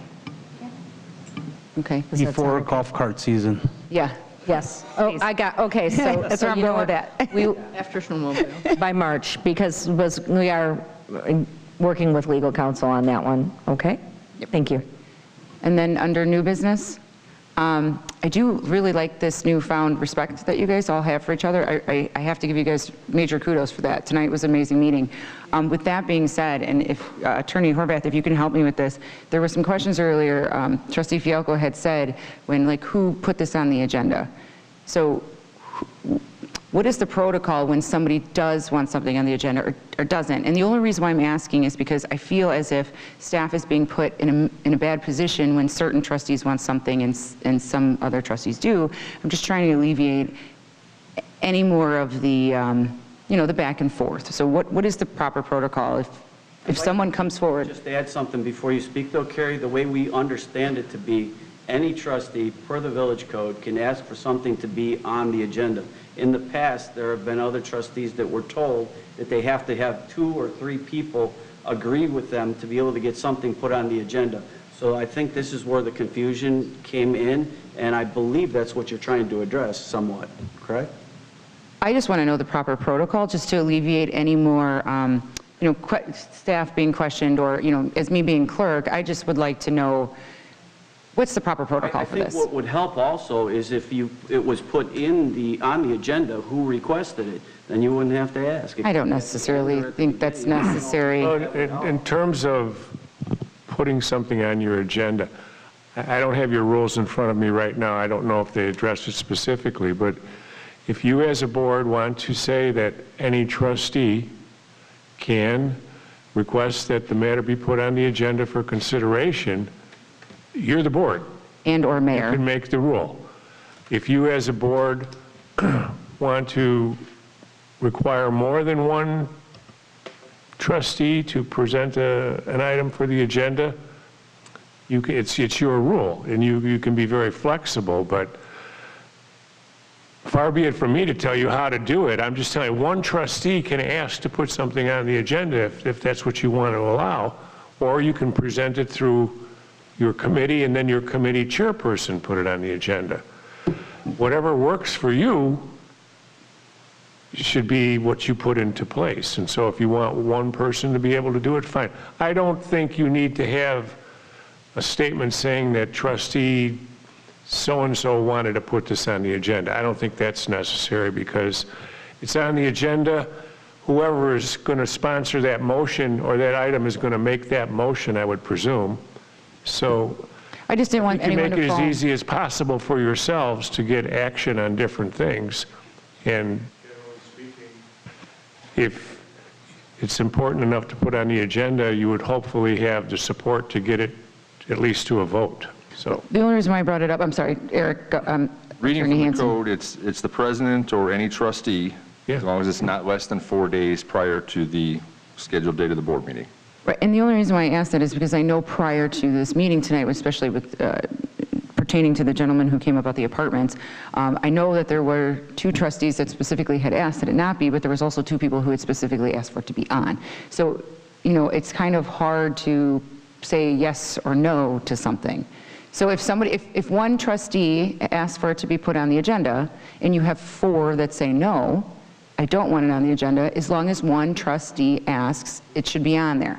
And that's the only clarification. And to that effect, the reason why people said don't put it on there, because they felt that the majority were against the idea and the concept, and I was very honest about that. And it's because we don't want to waste anybody's time. But it was great, and it was informative, it set a standard. Oh, set it a was bar definitely for informative, other but people we still, it would have been better to let them down, probably, personally, You instead technically of... didn't really let them down, you kind of Can I said, make a just come back and suggestion? let us know. One trustee can put it on, and you've all have been exhibited a willingness to make a motion to amend your agenda to remove something. So at the beginning of the meeting, I don't think that's fair. if somebody doesn't want to see that item go forward, they make that motion to amend, they get a second, and if they get the votes, it's off the agenda. But getting it on the agenda should be a simple process, so one person should be, and that's what the rules say. Right, I'm just trying to make sure that staff is no longer in the middle of this, going back and forth. That's all I wanted clarification for. I would just say, if they ask to put something on the agenda, put it on the agenda.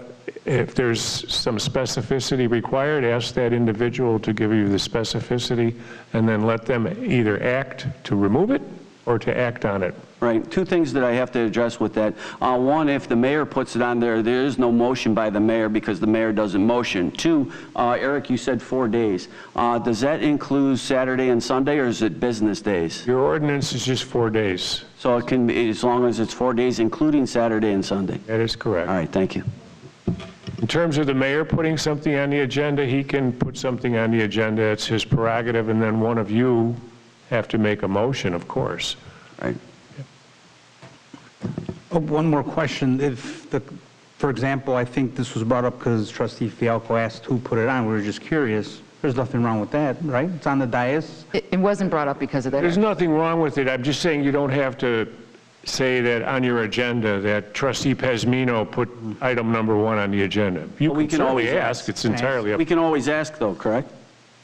Absolutely. You can ask whatever questions you want to ask. All right. Whether somebody gives you an answer or not is entirely up to them. So, Now, for clarification, it was not put on, the reason I'm bringing it up is not because Trustee Fialco had asked. It was because I was personally put in a situation where I had people saying they wanted it on. Point of people order. saying no. Point of order. I don't think it should go any further. Well, no, I was an accusation I know, was but made, this is... so I'm clarifying the accusation. And I appreciate your question to the board, and to Carrie, but I think point of order is due right now, okay? I felt like I can answer a question or statement. And they did, they And I answered, did, they but I would answered. appreciate if I wouldn't be interrupted next time, because that would be great.